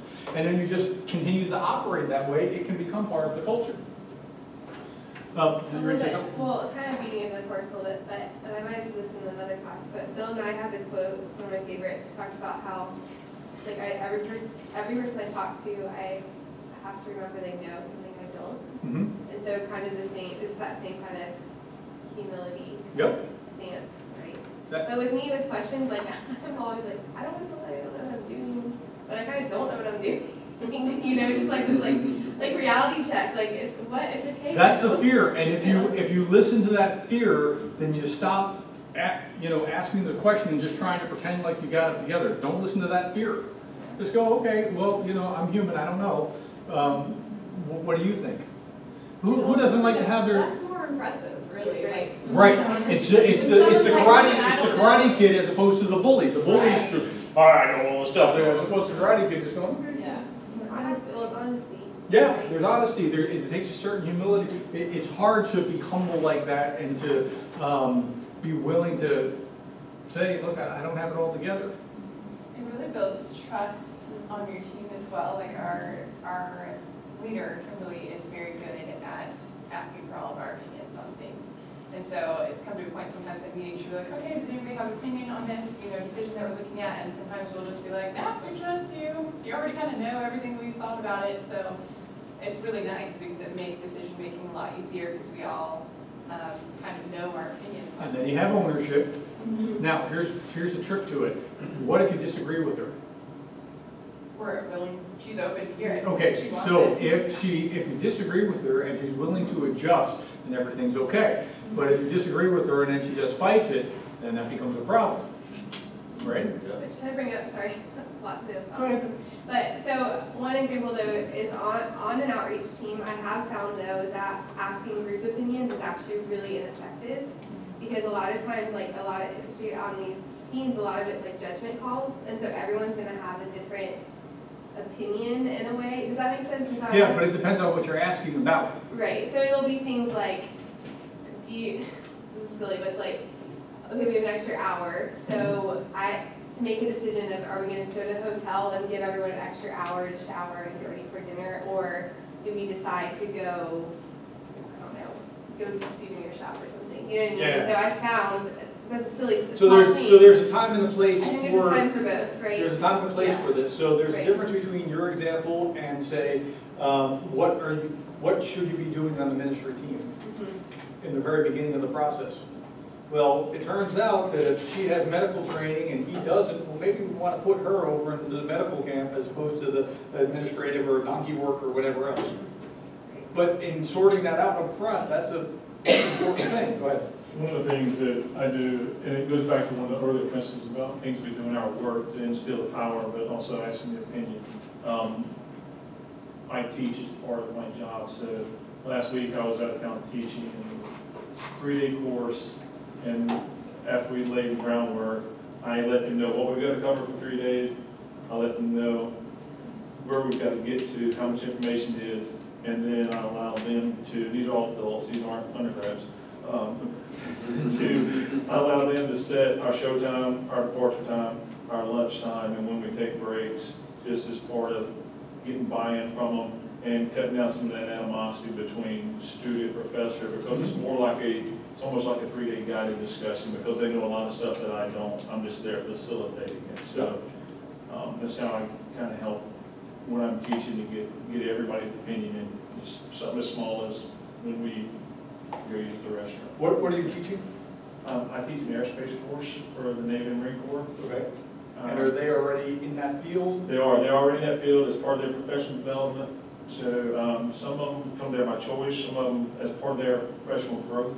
Okay. And this, of course, the thing that's good too. And we travel around and we teach it by a mobile training team. I say we. So we travel, and that's what I got to do on spring break. I was. Ask him where he was this week. Yeah, I was. Now, I did get to teach it in Hawaii last week. But so, I kept that part quiet, right? Well, we feel terrible for you. Can we have it in Alaska next time? No, Alaska students come to me. I'd like to go there, but Alaska students actually usually come to me. Yeah, they don't want to be there. Yeah, they don't want to be there either, I guess. So you're approaching things right. Right? If you do that, you open yourself up. I would imagine you learn things in the process. Absolutely. Yeah. So do I. That's what I like about you all, because you all bring different ideas or ahas or, hey, you know, at work, this happened, and, you know, and so I'm learning along the way with you in the process, but only because I'm stopping periodically to say, well, what, I mean, the journal is for the same reason, right? What do you think? What are your experiences? Let's process this. There's for a couple reasons. It's one, it's so that we can benefit from the rest of your experiences, but as you write about this, you're processing, you're thinking through it, you're making it your own, it becomes part of you. Right? Go ahead. And Trina? Sorry. I was just gonna say it expands your perspective. Yeah. It helps you know them better. Right. When you hear somebody else say something that you were just thinking, it's the equivalent of the 9-year-old going, hey, he can swim, so can I. It's the same thing, just in an adult level. Go ahead. In transparency, though, I find myself at work oftentimes asking for opinions when really I'm doing it out of obligation and to just get buy-in. And then you're not getting their whatever, because they can sense it. Right. You know, So when you do that, you cut yourself short, even if you're asking. right. So, I mean, that's me being transparent, but I would be willing to bet you that you didn't get feedback because they can really tell on some occasions. you don't really want it. Yeah, no, I mean, we know that. I don't know if I mentioned before, but because of the network plan that we did, I ended up signing up to meet like my boss's boss. Mm-hmm. And then, so I did have the meeting with her, and it was a really good one, and she's, I don't know, I want to be a leader like she is if I'm ever in her position. She asked me several questions, just kind of got a lay of what I do there, and I felt like she actually wanted to know what I do there or how I fit into the puzzle. And then she asked me what my biggest hurdle is at work that, you know, like what makes it hard to get my job done, and then listen to it and put it on her list of action items, you know, to see what she could do. And then she asked me what she specifically could do to be a better leader for me. I was like, wow, okay, you're awesome. That person is, I don't know the person, but they're asking the right kind of questions that show me that she actually cares about you and the job. Yeah. I immediately felt that way when I left. Like, I immediately was like, you know, I know that if I have a problem, that she's actually probably gonna help me. What would she say if you knew she didn't care? But what would indicate to you that she didn't care? Same meeting, same person, what would be said that would show you, I don't really care about you? She's on her phone. Okay, on her phone is pretty blatant. Or she was trying to tell Jennifer what she should do. That's right. Not asking questions, not listening to whatever it is. Telling, you know, when I was in your job 20 years ago and going down memory lane, none of that's helping. Right? But those questions are telling me that she probably is what you think she is. Again, I don't know her. And because of that, I'll go the extra mile to make her look good. Yeah, absolutely. You know, like, That's right. You want to reciprocate that. So it's interesting. It's funny that you all knew what it was right away, too. Isn't it? Okay. When people are asked for their opinion, they want to offer it. Okay? Asking their opinion is not just some trick of your gullible kid influence principle. It's not just some jujitsu-like tactic to leverage people's pride to your advantage. It's not. Ask people's opinion, but you have to be humble enough to actually care. Okay, so that's the thing there. So there was a question there. Principle 6 was, when people are asked for their opinions, they want to offer it. Do you ask? Do you ask? Go ahead. Yeah, actually, when we have conference meetings and if I'm the facilitator, I always make a point to ask, you know, the other management team, what is it that I could have done better in conducting the meeting? Or is there something on my slide I may have missed or you would have added? So they love that type of, you know, I love that type of feedback because it helps me, but they love the fact that I took the time out to ask. But also maybe I had a real good ego was when my boss had facilitated a meeting and he asked me, he said, well, let me ask you now, I would like your feedback. What do you think I should have done better, or what you think I should have added, and so forth. So, did you really want to know? Well, in your estimation, I got a caveat for that. He asked, but when he asked me about his leadership skill, like, yeah, great, you're right, right. And I said, now, I asked him, I said, honestly, do you want me to give you that feedback? You know, are you ready for it? And he said, yeah. No, he said. I said, now, when you make a decision, and however wrong, because he's quick to let you know, if you disagree with me, that's fine.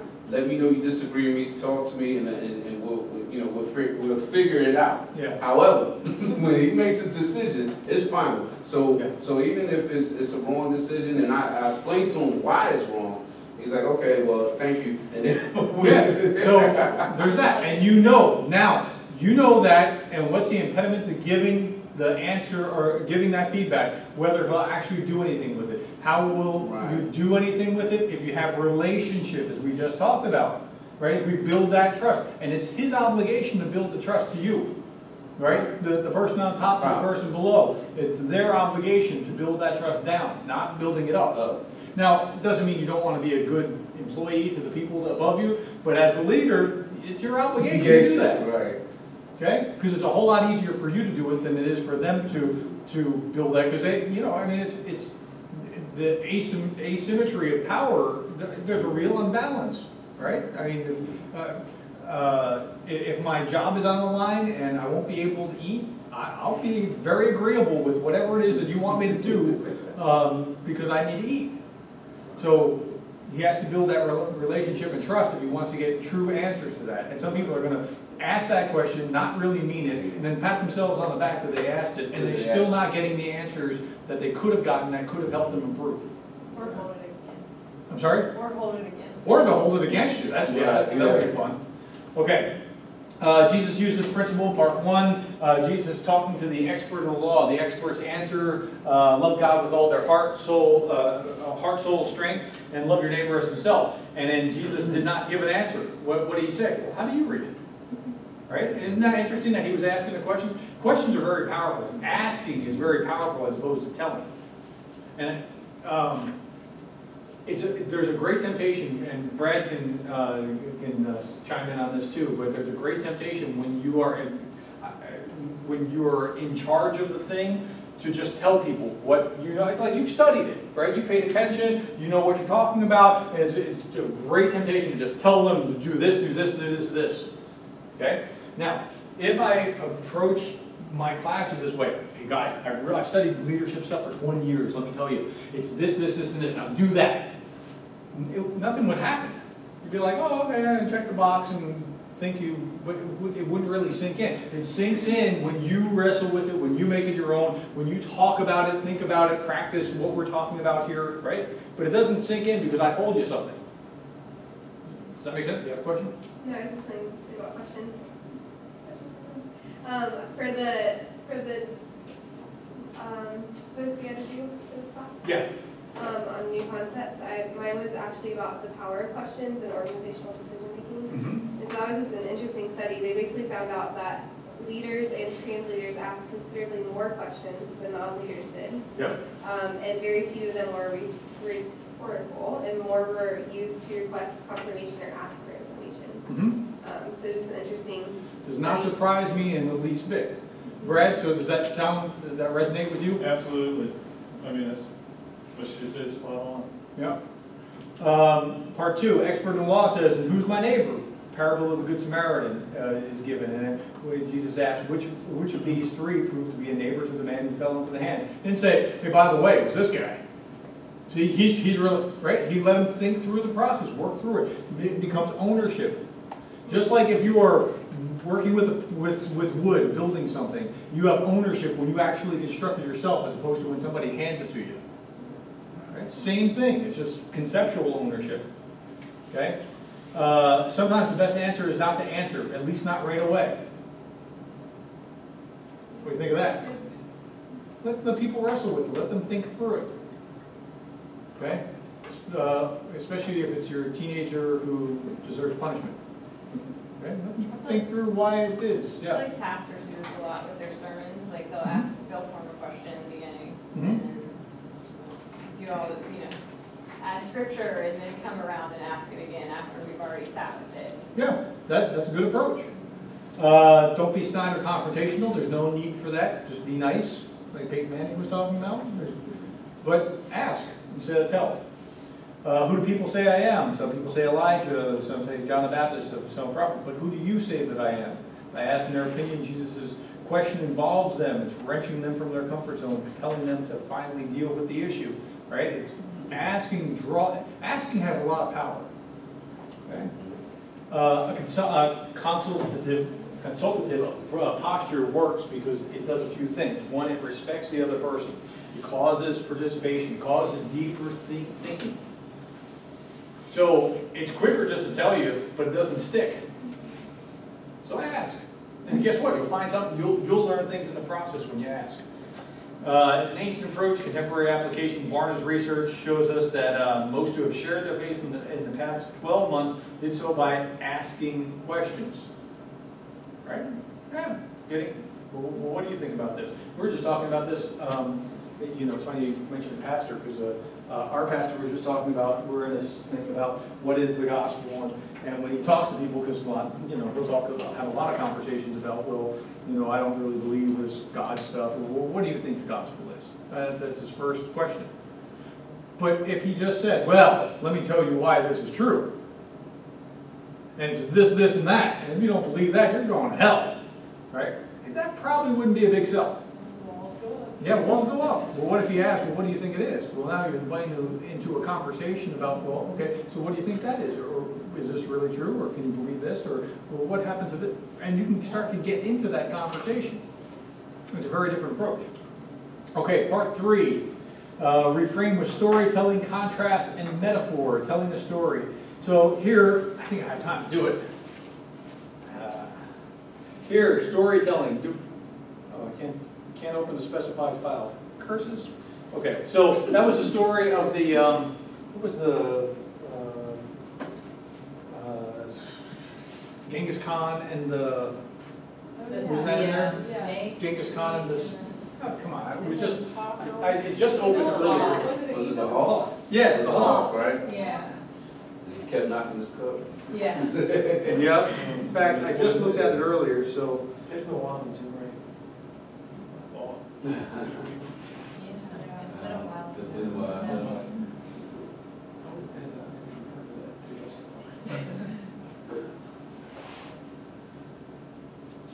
Give me a second. It's worth watching just for. Here we go. The Children's Book of Virtues, edited and told by James Baldwin. Just let the story Genghis sink Khan in. was a great king and warrior.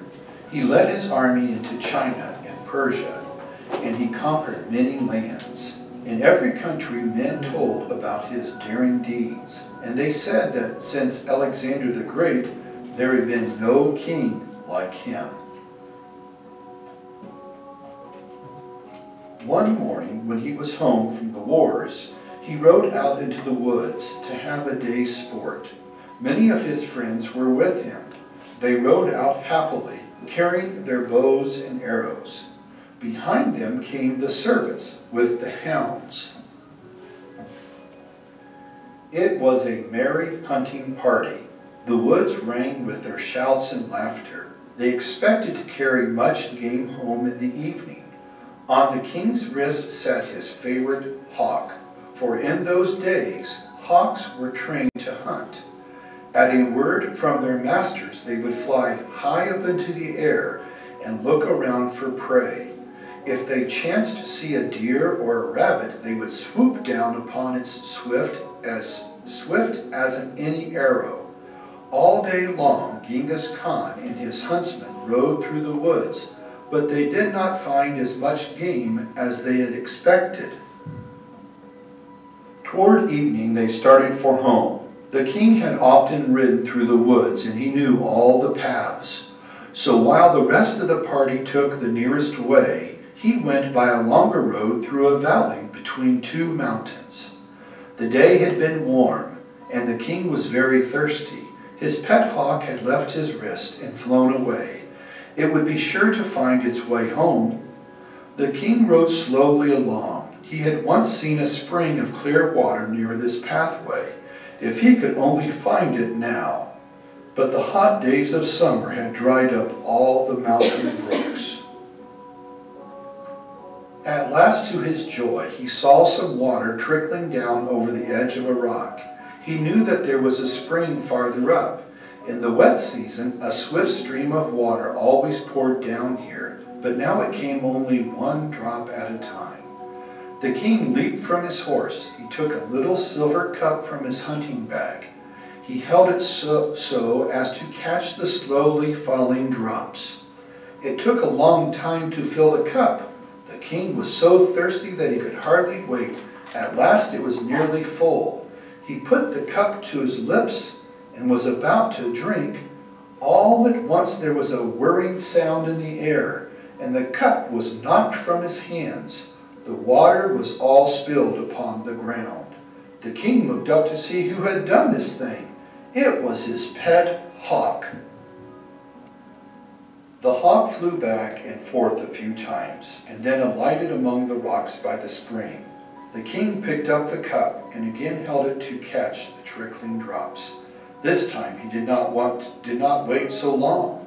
When the cup was half full, he lifted it towards his mouth, but before it had touched his lips, the hawk swooped down again and knocked it from his hands. And now the king began to grow angry. He tried again, and for the third time the hawk kept him from drinking. The king was now very angry indeed. How do you dare to act so?" he cried. "If I had you in my hands, I would wring your neck." Then he filled the cup again, but before he tried to drink, he drew his sword. "Now, Sir Hawk," he said, "this is the last time." He had hardly spoken before the hawk swooped down and knocked the cup from his hand. But the king was looking for this. With a quick sweep of the sword, he struck the bird as it passed. The next moment, the poor hawk lay bleeding and dying at its master's feet. "That is what you get for your pains," said Genghis Khan. But when he looked for his cup, he found that it had fallen between two rocks where he could not reach it. "At any rate, I will have a drink from that spring," he said to himself. With that, he began to climb the steep bank to the place from which the water trickled. It was hard work, and the higher he climbed, the thirstier he became. At last he reached the place. There, indeed, was a pool of water, but what was that lying in the pool and almost filling it? It was a huge dead snake of the most poisonous kind. The king stopped. He forgot his thirst. He thought only of the poor dead bird lying on the ground below him.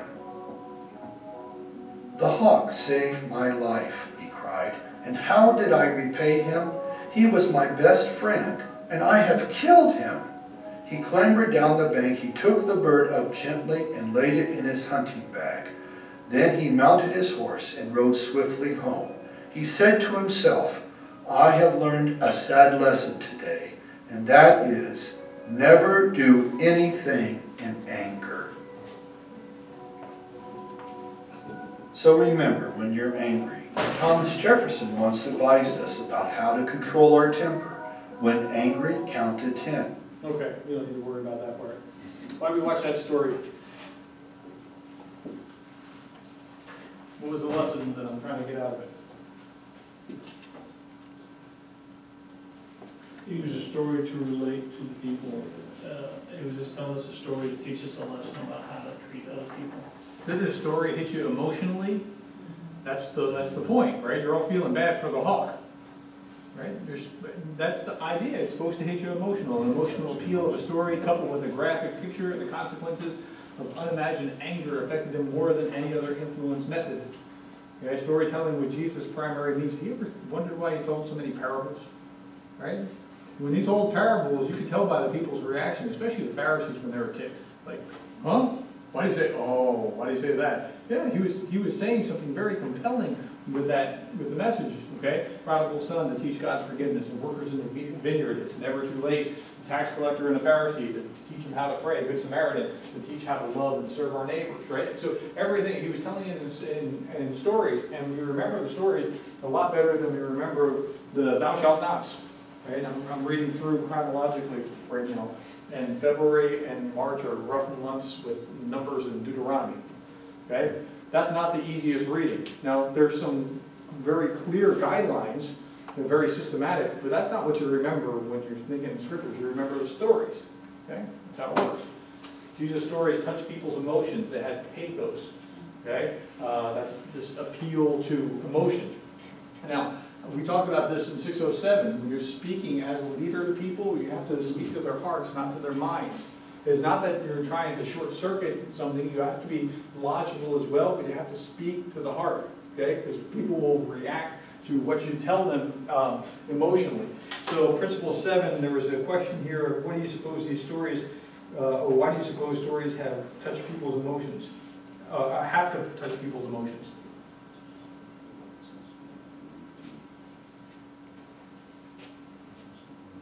It'll stick with them and potentially produce a behavioral change or a learning from it that they can take away. We talked in a different class, I don't remember which, I think it was 607, where, the difference between the speaker who came up and gave a bunch of bullet points and graphs and charts, as opposed to the guy that just came up and told a story about why he'd been with the company for these years and what it meant to him and all that kind of thing, right? The story just has so much more power and so much more effect, generally speaking. So select an analogous story. Tell the story with emotion. Tell it often. Stories they're contagious. They're something that has stickiness to them. Okay. Principle 8: construct a contrast. So here is Reagan telling some stories. I don't know whether you know it or not, but I have a new hobby. I am collecting stories that I can actually prove are told among the Russian people. They make them up themselves, they tell them between themselves, it reveals they've got a great sense of humor, and they've also got a little cynical attitude about things in their country. And one of these stories, the one I'm going to tell you, I told to General Secretary Gorbachev, and he laughed. The story was an American and a Russian arguing about their two countries, and the American said, look, in my country I can walk into the Oval Office, I can pound the president's desk and say, Mr. President, I don't like the way you're running our country. And the Russian said, I can do that. The American said, you can? And he says, yes. I can go into the Kremlin, to the General Secretary's office, pound his desk and say, Mr. General Secretary, I don't like the way President Reagan's running his country. That's great. Why? What's the story do? Make fun of the American people who let them relate to it, and poke fun at folks. But the story has an underlying message, right? I mean, a good story will have an underlying message. And what's the underlying message there? No, you don't really have the freedom to say what you want to say. Okay? And it's something that's sticky. It's something that will stay with us. The story, when the woman caught, here we're talking about contrast. The woman caught in adultery. The Pharisees say under our law she's to be stoned. What do you say? And what does Christ say in return? The one of you without sin should get first to throw the stone. Okay? So Jesus bent down and wrote on the ground, let any of you who is without sin be the first to throw the stone. They begin to go away one at a time, the older ones first until only Jesus was left. Does anyone condemn you? No, sir, neither do I condemn you. Go now and leave your life of sin. So we forget half the story one way or another, right? Oh, he didn't really say to do this, or no, he's saying, I'm not condemning, now go and leave this life of sin. Don't do this anymore, but I'm no longer condemning. Now, what's interesting about this, if you get back into the culture, they left the older ones first, which Ray Vanderland, he's somebody we watched in 607, and he gets really deep into the culture and what's going on in Jewish customs and in the time period. It's probable that the older ones were the Pharisees or teachers because they leave in age order, right? There was a real thing about that, right? So, and when the oldest rabbi type that was condemning the teacher of the law, Pharisee, that kind of was condemning and left first, so did everybody else. Now, I don't know, nobody knows what was written, but you can speculate that I don't know if that makes a difference. He's constructing a contrast, and the contrast is between them and her, and them and the law and the sin, right? So, but he changed the rules of the game. Now he can change the rules of the game because he's God. It's a pretty easy, thing for him to be able to do. But they weren't caring about her. They weren't caring about the law. They were trying to entrap him, and he drew this contrast in order to just change the picture of how we're dealing with it. So again, the Pharisees compared the woman sin to the laws of Moses, and he changed the frame of reference. When he changed that frame of reference, there was no contest. So using contrast to set your point apart can be a useful thing. We use contrast in business. Have you ever seen this kind of thing? The MSRP rate, or the manufacturer's suggested something price, suggested retail price was $80, but you only paid $65. Nobody pays $80 for that thing, right? But in setting that contrast, what do they do? They make you think you're getting this bargain. So that's the use of contrast in a shadier pursuit. Paul on persecution, I consider that our present sufferings are not worth comparing with the glory that will be revealed in us. Okay? So he was setting a contrast between now and then, as opposed to just what we're going through right now.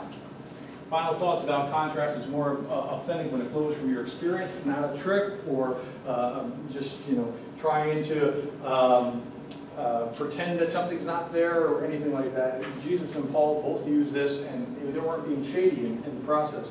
So principle 8 was saying contrast is not a trick, creates a mental shift. Have you seen this done properly or improperly? Anyone who is not Brad? I know in the dealerships they tend to do it, whereas they have all the pretty eye candy vehicles up on the front, nice and pricey, and then the more dull vehicles, or I'm not going to say dull, but less priced vehicles in the back. So once you're there, it's really to attract you to come in. But then you're like, wow, look at this price, and then that's when the salesperson will ask you, well, where are you trying to stay at budget-wise? Well, let me show you some stuff in the back. And then they'll bring the customers to the back. But where pertaining to the contracts, I noticed that they, sales managers, general managers, they all do it. They have all the eye candy, high-priced vehicles, like in the showroom. It's like selling the suit before you sell accessories. Exactly. Same stuff. Oh no, come on. Please don't do this to me. Okay. I just asked. Nicely. Please. Okay, principle 9. Metaphor. The greatest thing by far is to be master of the metaphor, said Aristotle. Business is war, business is a game. Dad's a father or a teacher. Work to a Christian is work or toil, or it's ministry. Which is it? Right? And you can look at your job in the same way. Most of the professors in the College of Business are going to probably have almost a missionary-like way of approaching their work. Right? Like not missionary, but I mean the zeal for this it's something. It's a calling. There's more purpose beyond it than just well, this is my job and I'm gonna have to punch the clock here. Nobody's thinking like that. We're spending extra hours because we care about it, right? So the metaphor that you use is really, really important to how you're going to see things. Well-chosen metaphor in a covert and non-threatening way can shift the context, opening the door to lasting change. Have you ever seen this happen? The way that you talk about something or that you explain something? Yes, no? So how have you seen it change? Or how have you seen it been a metaphor be used and steer things one way or the other? Go ahead. I would say outside of Wells Fargo, I have a mentor group back at home. So I drive to Orangeburg just about every Wednesday, and I have a group of girls that I dance with. And so at first they used to just look at it as if they were like performing, and I will always let them know, even though you guys are performing, it's still a ministry. And I would explain to them that, the way you perform or the way you minister, if you minister this way or that way, it'll mean more. So the way it kind of shift or open the door, now they look at it as more of not just for them, as if they're helping other people. Sure. So that's pretty much how I'm trying to mentor them anyway to do that. But that's one way I see metaphor as far as what I do. Right? Because the rest of my family is surrounded in medical, except me, it seems like. So one of them that I picked up from my daughter as we start to get old, as she talked about, because I'm in my 50s. And is one of the ones my daughter shared is motion is lotion. And the more we keep moving, the better our body's going to work. And as we age, and that's just kind of stuff to me, motion is lotion. Just keep moving, it's going to keep working for our body and start to age. Yeah. Not a workplace metaphor, but a life metaphor. No, that's very good. Okay? I use metaphors a lot with kids in my life, because you gotta bring it down to a level they understand. So they can relate. Exactly. Like? So, I don't know, I really a specific one, but I don't know. I mean, their worlds are so small, so it's easy to like pick, like, I don't know. It's amazing, so we homeschool, it's amazing how they don't get a math problem until I say, okay, so you don't understand, you know, the principle of zero. So if you have 6 candies and I take none of them away, how many do you have? I still have my 6 candies, but if I just said 6 and didn't say 6 minus 0, they wouldn't comprehend it until they got that, right? Go ahead. So a metaphor that I think we involve experience here is instead of, you know, what we learn at night, we get our many man moments, which would be a metaphor that you put back on us. So, yeah, and 607, yeah, you've all been through 607, right? You know what I'm talking about with that?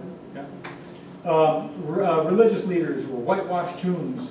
About himself, he was the good shepherd, the gate, the door, the bread of life, the vine, the way, the truth, and the life. The kingdoms like treasure in a field or a pearl of great price. All these give us a sense of what, you know, okay, I can visualize that now. Paul's running in a race, fighting the good fight, the body, the eye cannot say to the hand, this, right? Armor of God. Others, the tongue is a fire, or guard the heart, it's the wellspring of life. So all those can be very useful. So how you use the language can shape the way that we think about things. Okay, part 4, offer compelling evidence. So we talked about the difference between modernism, where we're, you know, show me the evidence, prove it, as opposed to a postmodern, this is where we are more in society now. Assumption truth is relative, it's based on feeling, that kind of thing, and it's much more difficult to argue. You can't argue rationally with somebody that's stuck in postmodern land. Okay? It just doesn't really work very well. So the section discusses 3 types of evidence that persuades people in today's culture: authoritative evidence, experiential, and social evidence.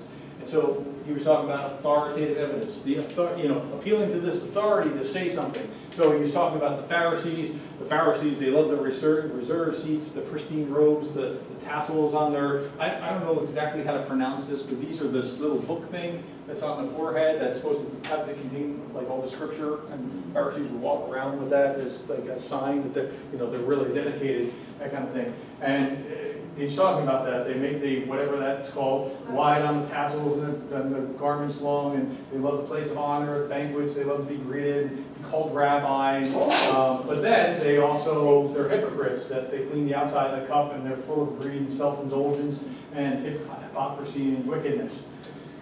That is an authority, and the authority is got some problems here. Rightly or wrongly, people usually follow authority, experts who offer advice of some sort. And so, the authority here was, he's examining all the problems with these authorities. We're influenced by authorities, right? We're influenced by credentials or positions, titles, clothing, what the person looks like. We talked about that with the brain games thing, with the officer in uniform, right? And we're influenced by that. So we shouldn't say that we're not. We are. We need to make sure that it's a legitimate authority that we're going to be influenced by. When Jesus used this, he talked like one who had authority, not like their scribes. And what the scripture meant by that was the Pharisees would say things like, well, Rabbi Gamaliel says this, and quote it. Right? You hear me do this in class. Well, when Cuffy says this, or when Drucker says that. Right? I do some of that as well. That's different than if I had created something and said, well, this is the thing that is true. That's speaking as one that has authority. So Christ is saying, I am the vine, or whatever those things that he's saying, right? Which is different than saying, Rabbi so-and-so says this, and Rabbi such-and-so says that. When tempted, Jesus said to him, away from me, Satan, for it is written, worship the Lord your God. So he's acting differently in relation to authority. Authoritative evidence is almost always available, but you have to choose the right evidence. So if you're talking to somebody who's really logical, or really, let's say they're science-based or something, then the evidence, you can't just say, well, the Bible says, and think that they're going to be like, oh, well, of course, if the Bible said, and then, right? If they're not a believer, and that's not something that has authority in their lives already, then it's not going to sway them. What might sway them is something like some kind of scientific or mathematical evidence or something along those lines. When I was, I think I was a senior in high school when I read through John McDowell's Evidence that Demands a Verdict, and there was this one thing that really stuck out and grabbed me, silver dollars. So there's this one thing that was talking about how if you, so I looked that up, just Googled it. So there are over 300 prophecies in the Bible about Jesus' coming. And if you just took 8 of these, he lists a few of these prophecies about, he's going to be born in Bethlehem, he'll be betrayed for 30 pieces of silver, his clothes would be gambled away, his hands and feet would be pierced, and the bone would be broken. If you just took 8 of these prophecies, the mathematical probability of that all happening to the same guy, as predicted, was the equivalent of, and let's see if I can get down to that, was the equivalent of filling up the state of Texas 2 feet deep with silver dollars, marking one with an X, and tossing it in, shuffling it, and then going and finding it on your first try. And they gave whatever the many zeros, 0, 0, 0, 0, comma 0, 0, 0, comma 0, 0, 0, whatever the probability was, but I was blown away by that. It just, the logic of it really was compelling to me, because I'm not in postmodern land. Okay? So that would speak to me, but somebody who's in postmodern land is going to be spoken to very differently. How are they going to be spoken to? By their feelings. Well, what seems right to you? Now, that's a trickier place to be, in my mind, or to try to speak to, but there's a way of getting there, and that's by relationship and by experience and those kind of things, and we'll talk about that in just a little bit. The use of experimental evidence. Naysayers say no to everything, but they're exceedingly difficult to persuade unless experience tells you. If you've experienced something at work, think about where you've experienced something and then the boss comes in and tries to change the system where this is the right way to do it, and you're stuck on that thing. Because from your own personal experience is like, so this is going to speak very much to somebody in a postmodern-ish kind of system. Because your experience informs you, and then you know that you believe that that's right. I mean, you talk about your truth and their truth, and that defies the understanding of what truth actually is. But they'll understand experience. I had a question there. What was my question? Principle 11. 11, let people experience the benefit of the truth of the ideas, and how have you done that? Anybody want to say it, or can we skip? I give an example. A lot of my family is trying to eat more keto, which is like a lot less carbs. And it's difficult to convince some people to do that. And so my mom has started hosting like parties at her house for friends who either they're struggling or their spouse is struggling or something like that, and they just want to help here.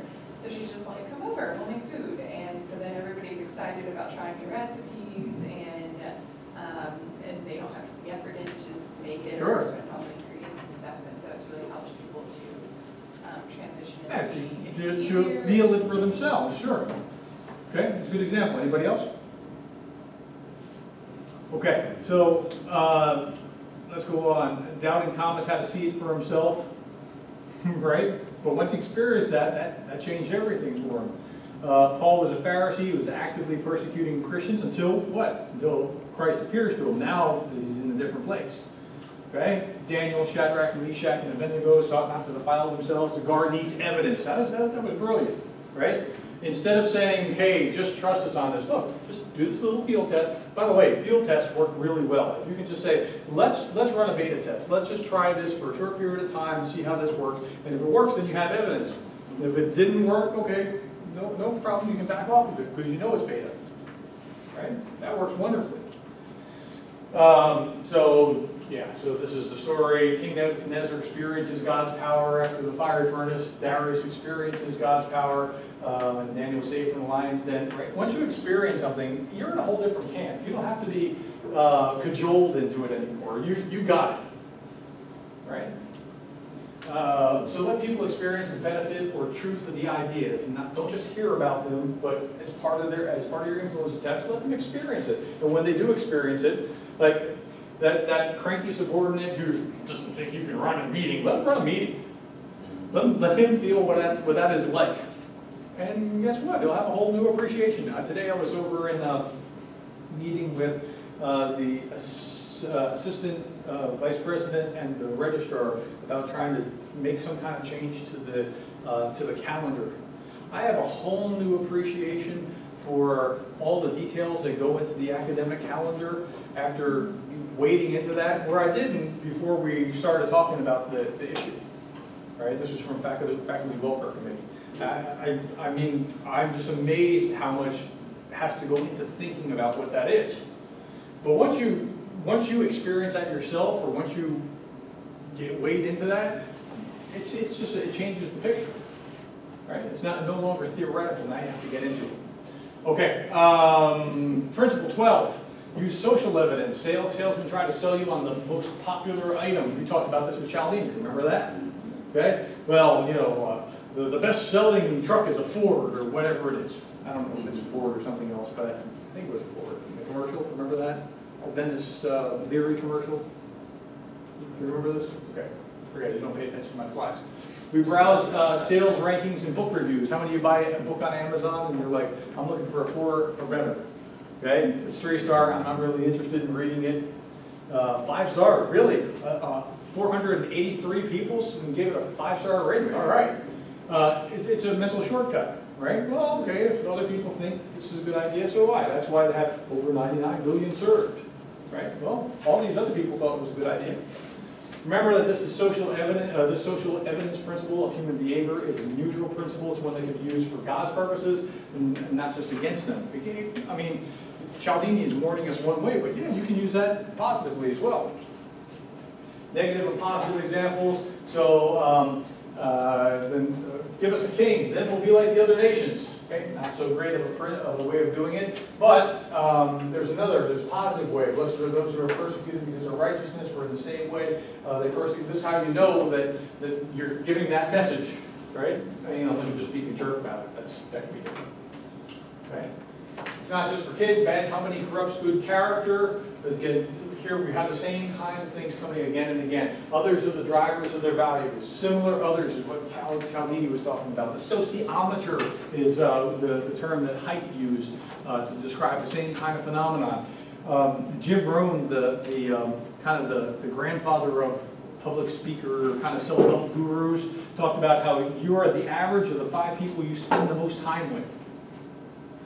Statistically, that generally is true about your finances.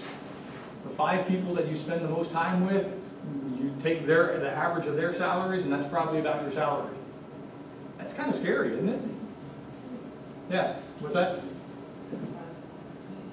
I'm sorry? You gotta find new friends? I don't think that's the point. Okay. So, part 4, exerting pressure, building coalitions. Create, communicate, and carry out consequences and limit the availability. Principle 13. So this is the Matthew 13 principle for conflict. If your brother sins, go and point out their faults. It's between the 2 of you. If they listen, we won them over. If they will not listen, take 1 or 2 others to go along. And then if they still refuse to listen, bring them to the church. So what's going on here? You go to them privately, you try to do the right thing, and then you're bringing someone with you, kind of building a little bit of pressure, and then you're building, you know, a larger coalition with each of those, with each subsequent step.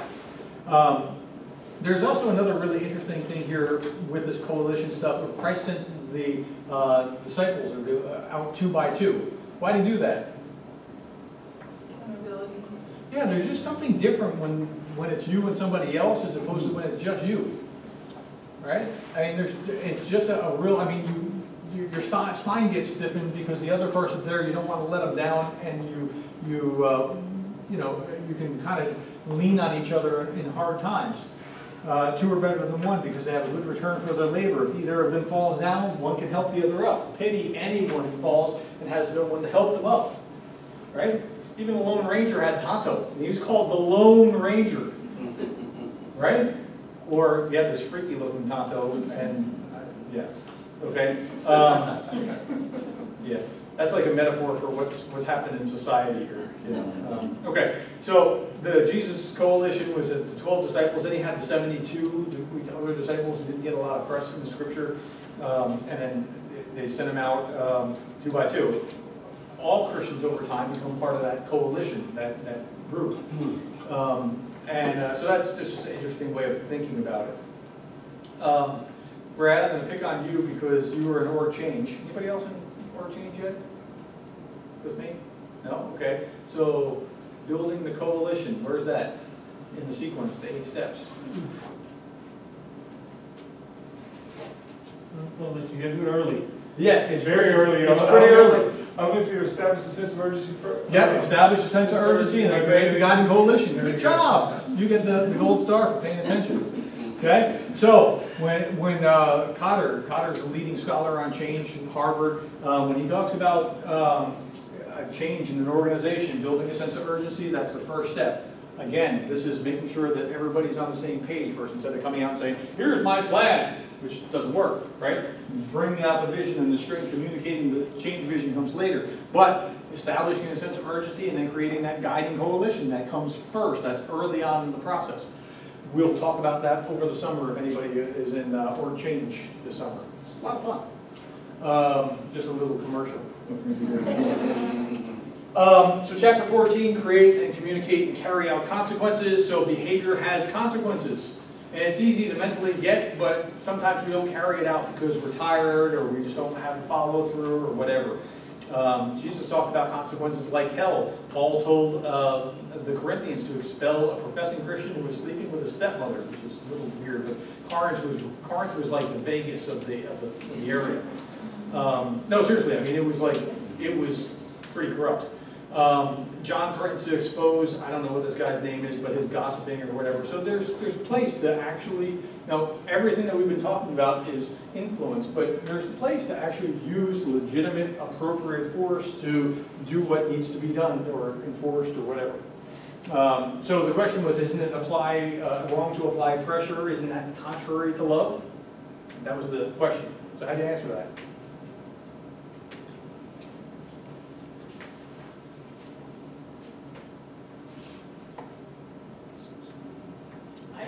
I just related it to hard love. I mean, I think some situations you need a little tough love. It doesn't mean, the word love is in that.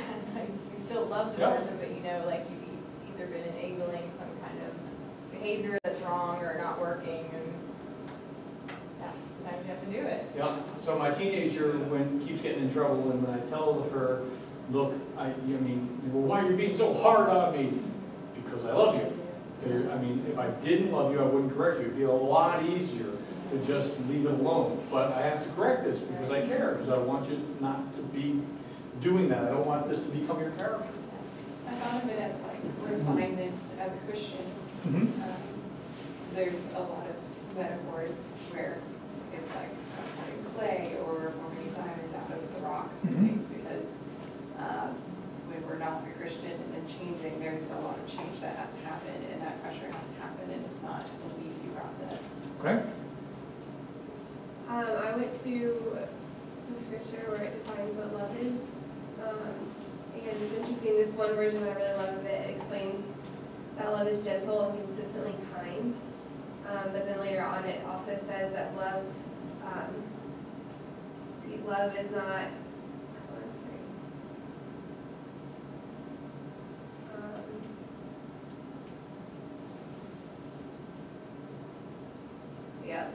love joyfully celebrates honesty and finds no delight in what is wrong. And so I think that you can do both. Like, you can find no delight in being wrong, but while still being consistently kind and gentle. You know what I mean? Like, it's not an either or. And so it's basically what we're all saying. But so I think creating, communicating, carrying out consequences becomes wrong when it's not done with other attributes of love. You can correct you can give very severe consequences kindly, right? You don't have to be a jerk about it. Go ahead. I think pressure always says, it was used by Jesus, therefore I think it must be good. In a practical sense, in our house, we talk about, keeping your life between the ditches and looking back. to us, that kind of means, you know, not making some mistakes that you just really are going to be life-changing, you can't recover from them. And then unfortunately, somewhere along the way as parents, you get wrapped around just such trivial matters that your kids are doing that just, you look back, and I warn you all, you look back 10 or 15 years later, and you're like, wow, you know, that was a deal. That's not a deal.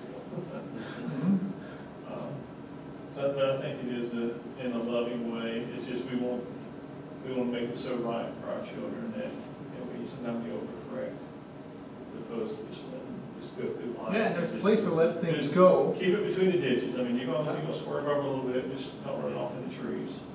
Okay. Anybody else?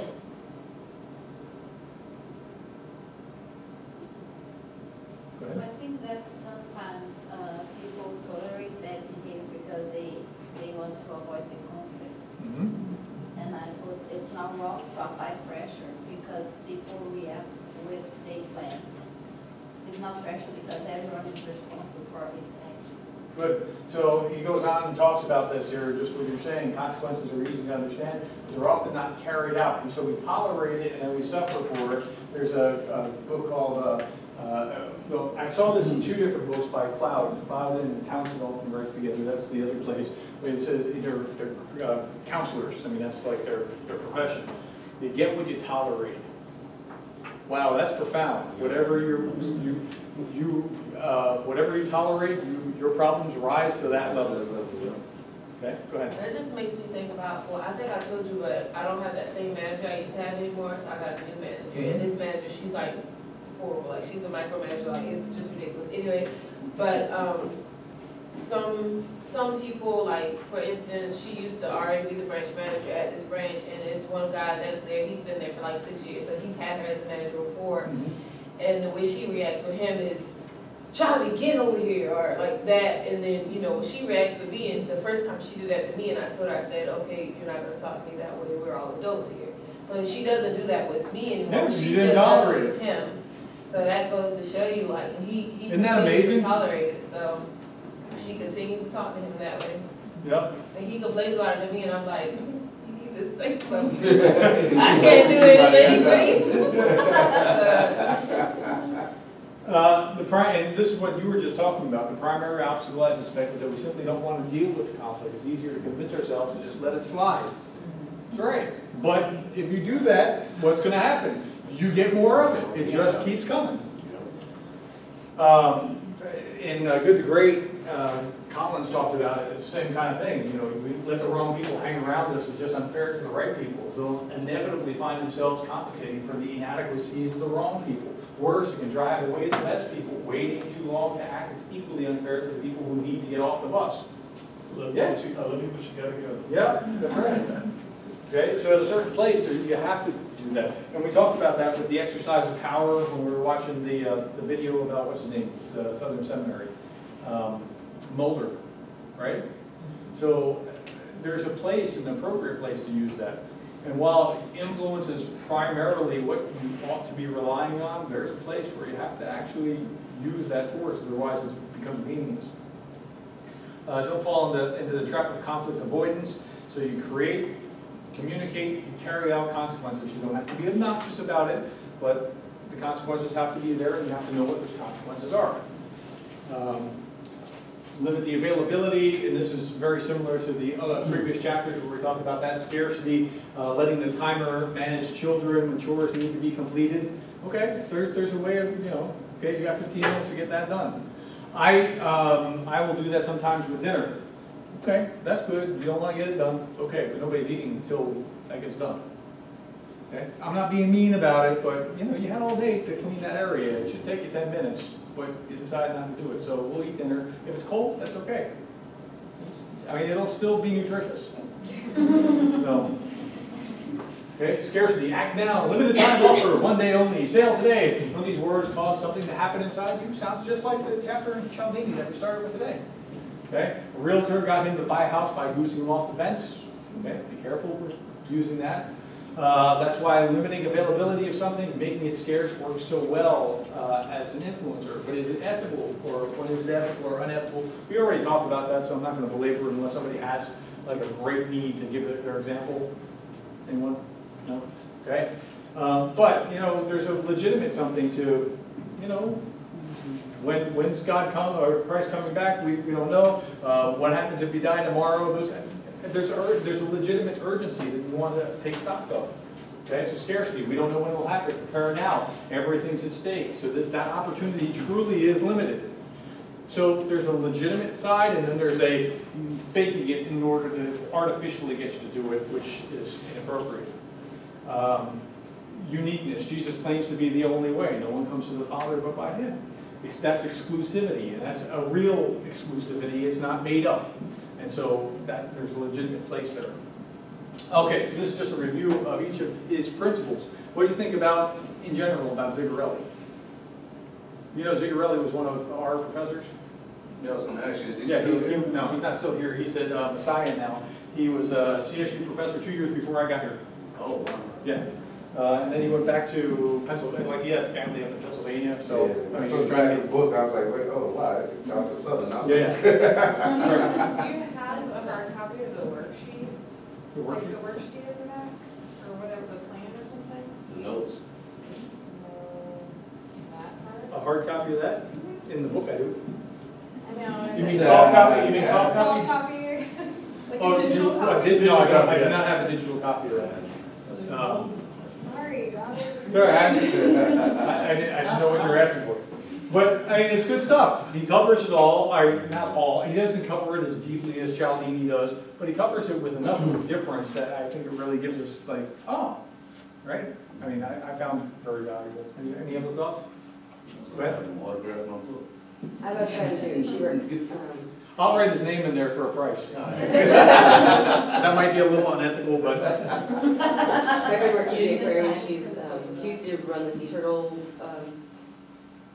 area, it was the whole hospital part of it. But now she's in charge of plastics and sea level rise and all that, so she goes and talks to people all the time. She always gets really nervous. And she's like, I'm trying to figure out how to convince people to do something. I was like, I got the book for you. And we started talking about just different things that she could do beforehand to be and like hold up plastic bags or tell stories or do whatever to help. And so I gave her the book. Yeah, good. But she says it really is working. Good. Okay, articles about trust. So what do you want to tell me? You have one article that you need to tell me about, which is, it sounds like it's kinder, but it's actually not, because it's less opportunity for you to get a 3 as opposed to a 2 or a 1. Gregory is not here. Tyrone, what do you have? Okay. Actually, mine went a little bit deeper. I know we always discuss in class about trust within the organization, within your leadership, how you'll work harder because knowing that they have your back. However, the article I have is from Distrust to Distress, Associations Among Military Sexual Assault, Organizational Trust, and Occupational Health. So just trying to give you a quick rundown. You got 1 minute, and the clock is ticking. I'll Okay. that right now. All right, so pretty much, sexual assault is underreported due to lack of trust with the management and with the leadership. It was high among the Air Force compared to other branches. Pretty much lack of trust in organizations causes poor work performance, post-traumatic stress, depression, serious health issues, turnovers, of course, and actually lack of trust may lead to death. Another one is victims of sexual assault are blamed for the assault. It's their fault, but at the same time, when they bring it up through their chain of command or the management, and when they don't have that support from them, where they feel that it's their fault that they got assaulted, now you're not, now you're actually alone, or you have 10 seconds to get to the bottom line. Bottom line, pretty much. And in the military, we're taught to suck it up, and when you come across pain, which causes a lack of trust and communication. So pretty much, my bottom line is lack of trust, again, may lead to death. In other words, we've got to see how important it is to have trust in the organization, along with your management, where it can be sexual assault or any type of workplace violence. Okay, Jennifer, what do you have? My article is titled, Does Paternalistic Leadership Promote Innovative Behavior? So they did some studies in China I mentioned earlier, trying to find the balance of authoritarian leadership and benevolence. And so like traditionally it was just authoritarian, but they're figuring that you can be that way, you can be authoritarian, you can be demanding, but you need for your people to understand that you're that way because you care for them. Yes. You need to feel like Very you're good. part of it. By the way, if I yell out yes, that's probably a good sign for your number. Okay? And then That's what I'm saying. I was just looking to try to find like a leader who uses this, and Henry Ford was traditionally used like a very authoritative sort of over his people. He was very concerned with what they did and very strict about them as people, but they knew it was because he cared. He took the time to. Okay. Lila. Yes. So the article I have is called How's the Job? Well-being and Social Capital in the Workplace. And interestingly, the research did not focus on trust, but they were looking for a correlation between income and job characteristics to life satisfaction. Okay. And much to their surprise, the highest correlation was workplace trust. So basically, there's a 1/3 standard deviation increase in trust in management, which was equivalent to an income increase of more than 1/3. So their income levels were So very close. How does the trust work? So the more I trust you, the higher income The more level that they line? would trust in their management, Yeah. the more likely it is for their income to be equivalent to that, and for them to be satisfied more in life as well. I can see the latter. I guess the former makes sense because you're growing and developing in such a way that we can move more rapidly and you get promoted quicker and that kind of thing. Okay, I can see that. Good. Kia. My article has a long title, but the moral of it was, it said silence speaks volumes. And it was pretty much like being silent versus apologizing or being in denial in response of trust violation. And it was arguing whether apologizing promotes trust or whether denial promotes trust or just being quiet is the best thing. And as far as apologizing promotes trust, it was like, yes, because taking ownership is being honest and sincere, and it would avoid violation in the future. And then at the same time, it was saying no because admitting to wrongful acts may lose the trust of others.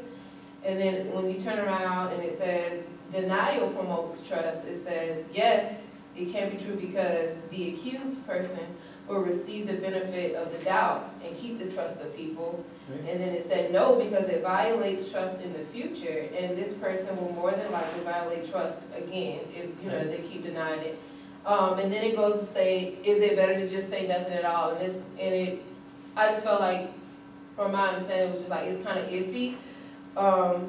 Because when you have like legal advisors in court and everything, sometimes they do tell their clients it's best to be quiet.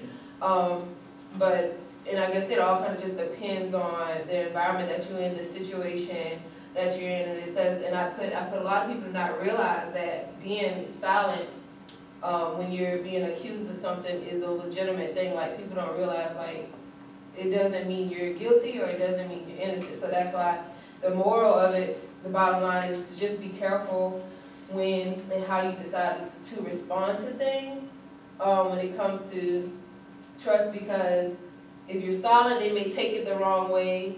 If you apologize for it, then they'll take it the wrong way. Or even if you deny it, they may take it the wrong way. I would think silence would have a negative effect on trust.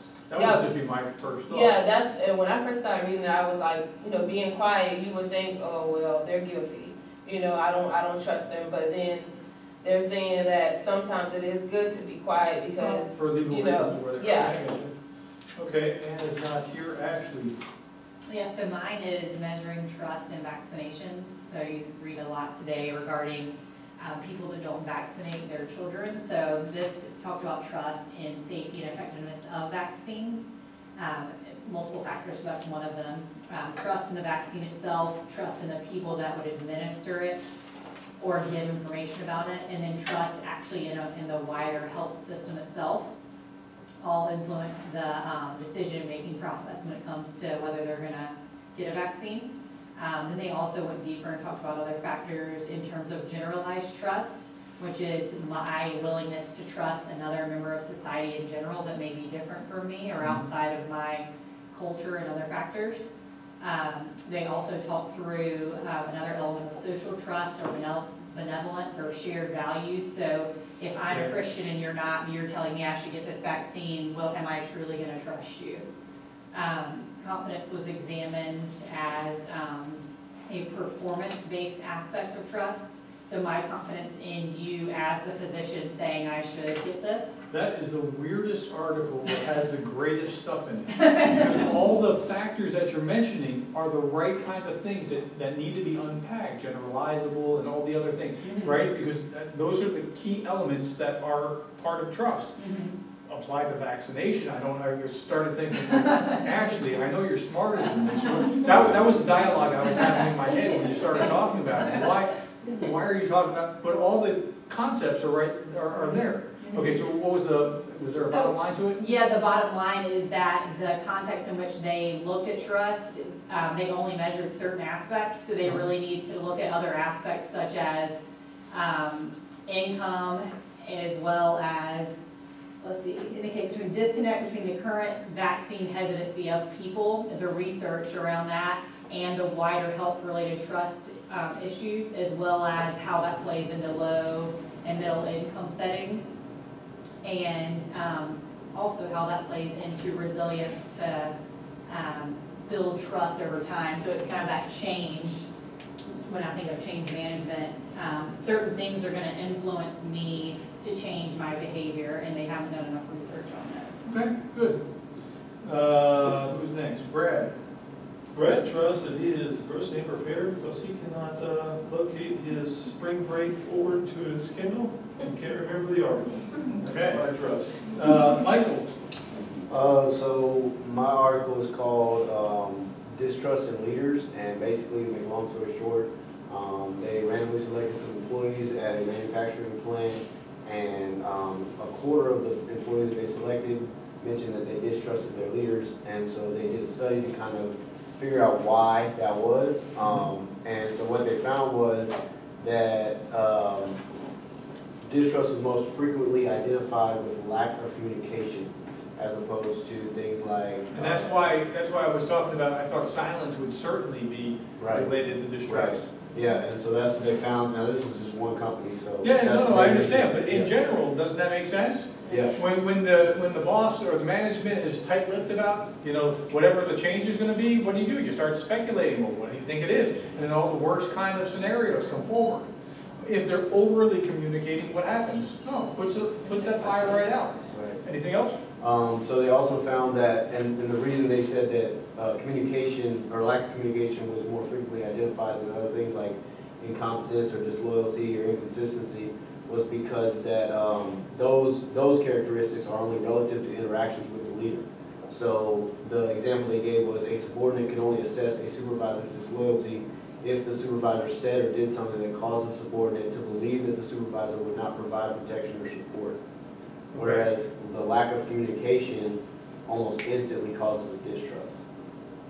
So your other characteristics, incompetence, disloyalty, that's relative to interaction with the leader. Okay, I can buy that. All right, Emily. So mine is called How Trust Grows, Teenagers' Accounts of Forming Trust in Youth Program Staff. So it's not so much like a statistical study, but it more is focused on like the progression and growth of trust and how that will affect their adult relationships and learning outcomes. And it really, it's kind of eye-opening to see how teenagers look at trust. So obviously, like the things you would assume, the leaders provide,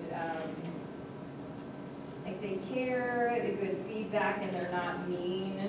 So those typical things. But I think what stood out for me the most was that they see that leaders notice, respect, and care about their feelings of personal distress without trying to solve their distress.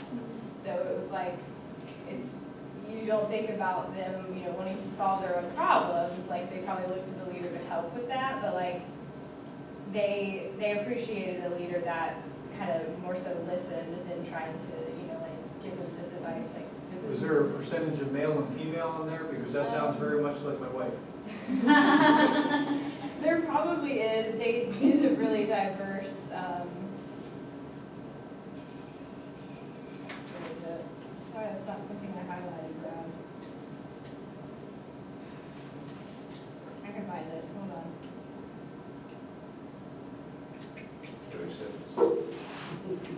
Yeah, well, you can come back to that. I'll come back to it, A but- bit. Luciana? Okay, my article is Love, Forgiveness, and Trust is critical values of modern leaders. They suggest that the virtues of love, forgiveness, and trust are critical foundational values of leaders in transforming lives and revitalizing relationships. They said that leaders who treat colleagues with dignity,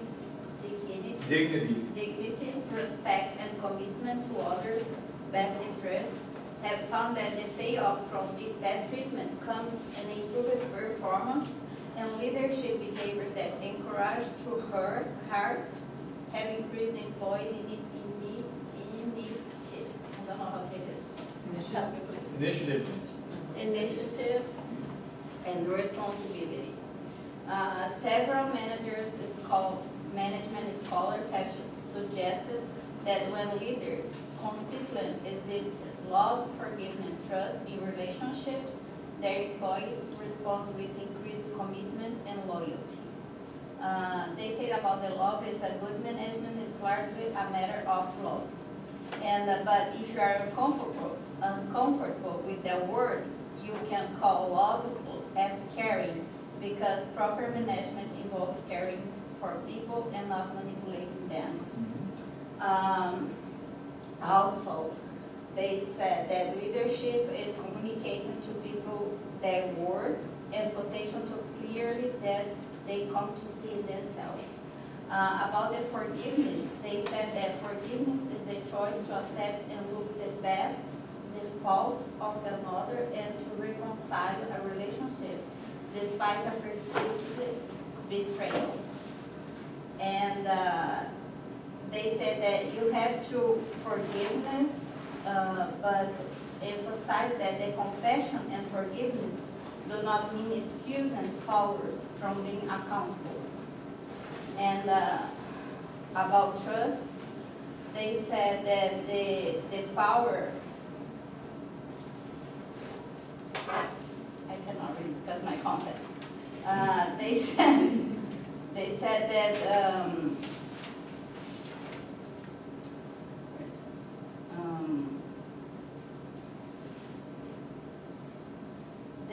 a careful evaluation of the construct and love, forgiveness, and trust, they suggest that 10